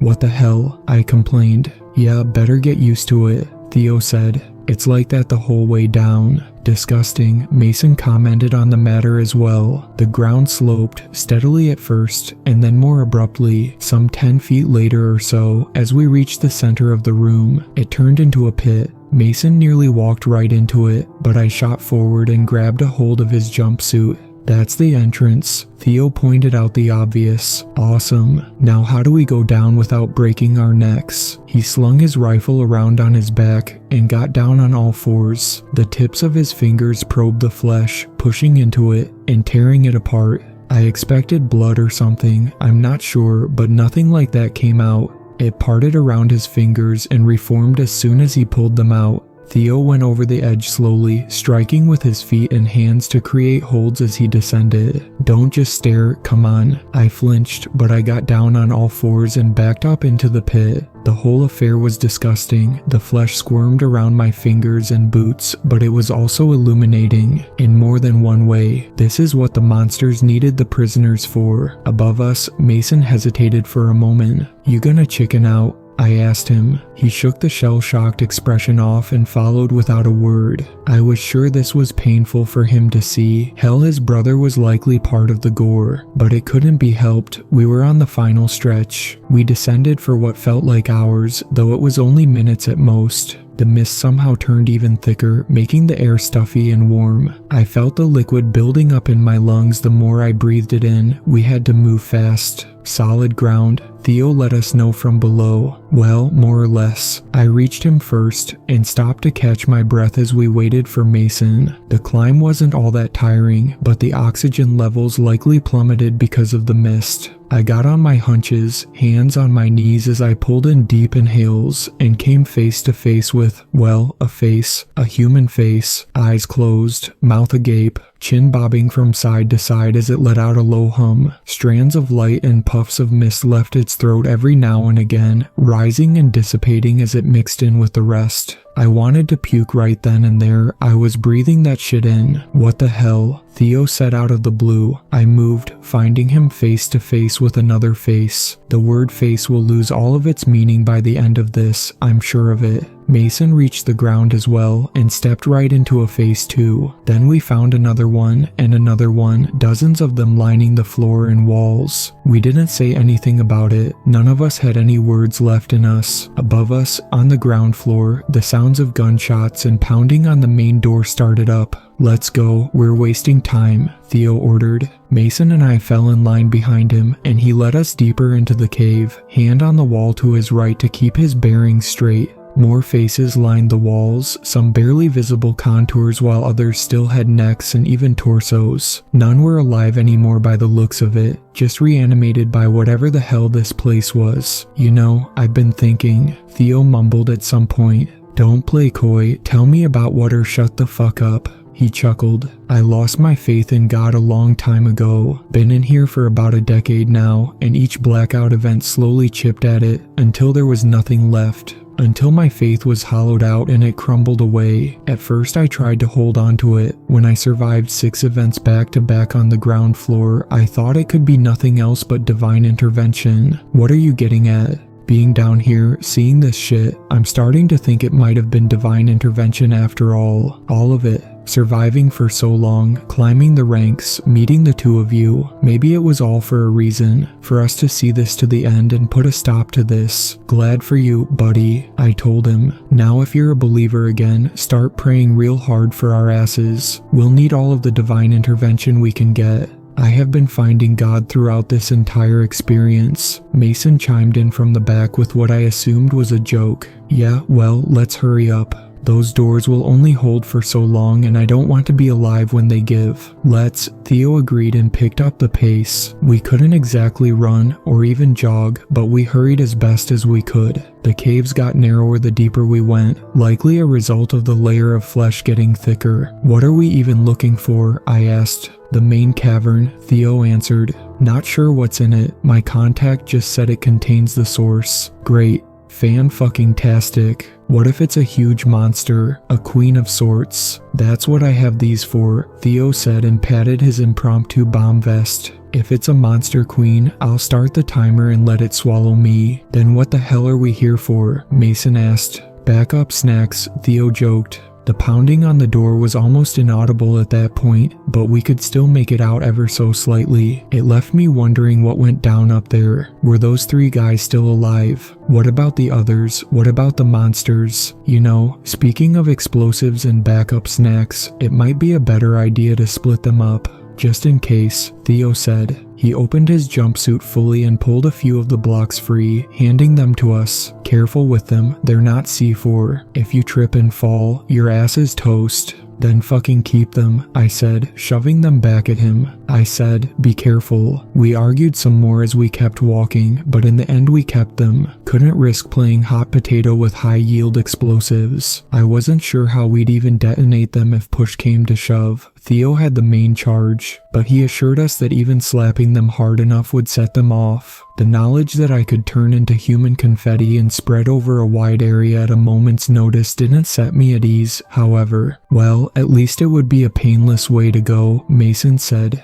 Better than the alternative. Another bang came from up there, one loud enough to reach us. They're through, Theo said, color draining from his face. Without another word, he broke out into a sprint. Well, not exactly, more of a waddle through knee-deep water, but you get the idea. He hurried the hell up. We did the same, careful not to trip and fall. How much further? We're nearly there, and nearly there we were as the cave started widening again. Only problem was that the monsters were nearly upon us. The slaps of deformed hands and feet on flesh were distant at first, but they approached fast. Unlike us, they knew the place, and they also didn't have bombs to babysit or worry about. Well, I guess this is as far as I'll go, Mason said all of a sudden. He stopped walking, placed his blocks on the ground, and raised his rifle. Come on, man, fuck you, don't do this to me. What's it matter? You two will die in a minute as well, he said. Just go, I'll buy you some time. Kill some of the fuckers and collapse the cave on them. He was right, but that didn't mean I had to like it. Guess I'll see you in hell, buddy, I said and turned to leave, fighting back tears. Yeah, I'll keep your seats warm. Don't keep me waiting. We split up, so Theo and I rushed ahead.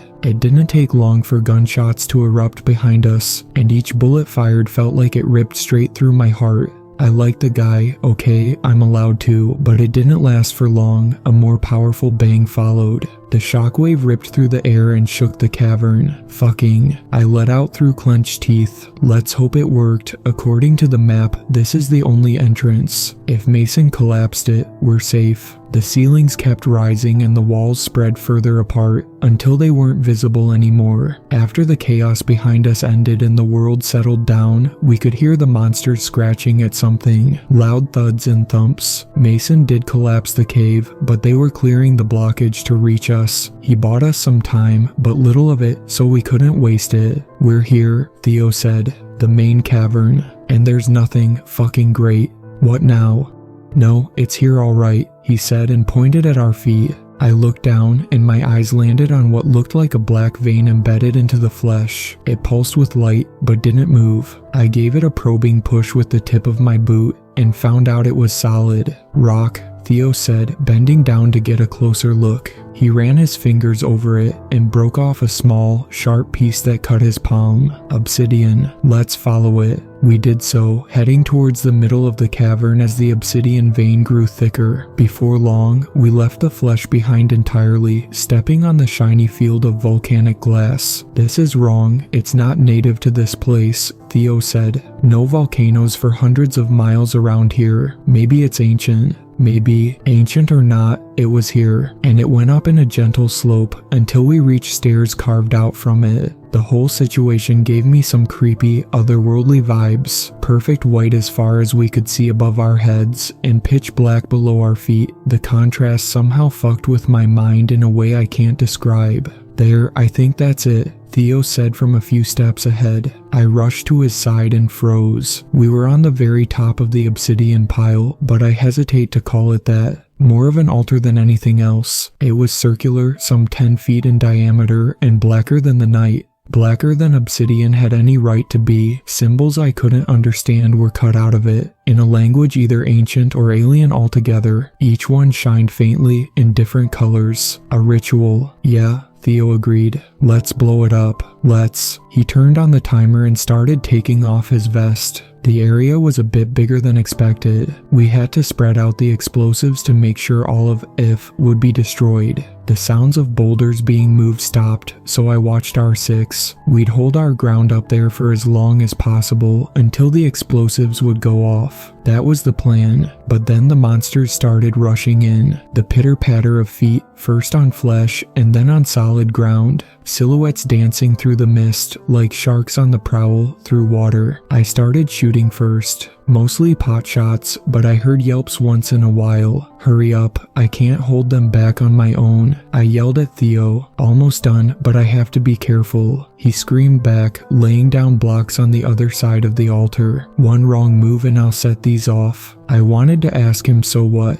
to tell him that was the plan and better to set them off early than not at all, but I didn't get to. With my back turned, one of the monsters rushed past me. In the blink of an eye, it bodied Theo and carried him off his feet. The vest was off and the rest of the explosives dropped to the ground, so I held my breath as I watched them in slow motion. I honestly expected that to be my last breath, but they didn't go off. No bang. Other bangs did come though, along with Theo's screams in the distance as he fought off monsters. Jack, shoot the explosives. I raised my rifle and aimed at them, but I couldn't. Ready as I thought myself, the survival instinct overpowered me. With my finger shaking on the trigger, filled to the brim with regret, I turned tail and ran. Monsters piled Theo until his screams stopped and I ran. Away from the altar, away from the timer, in no particular direction except away. When they followed me, I shot at them. I shot at them and downed them until the rifle clicked as the clip emptied. I reloaded on the move and ran face first into the cavern wall. Then I shot some more, but I couldn't keep it up forever. They'd overwhelm me. Then, in an act that finally put the faith of God in me, the timer ran out and the explosives went off. Hard enough to burst my eardrums and deafen me to this day. Hard enough to dissipate the mist. Hard enough to turn the altar into a crater. I put my hands up to protect my face from the heat wave, but it burned through the jumpsuit.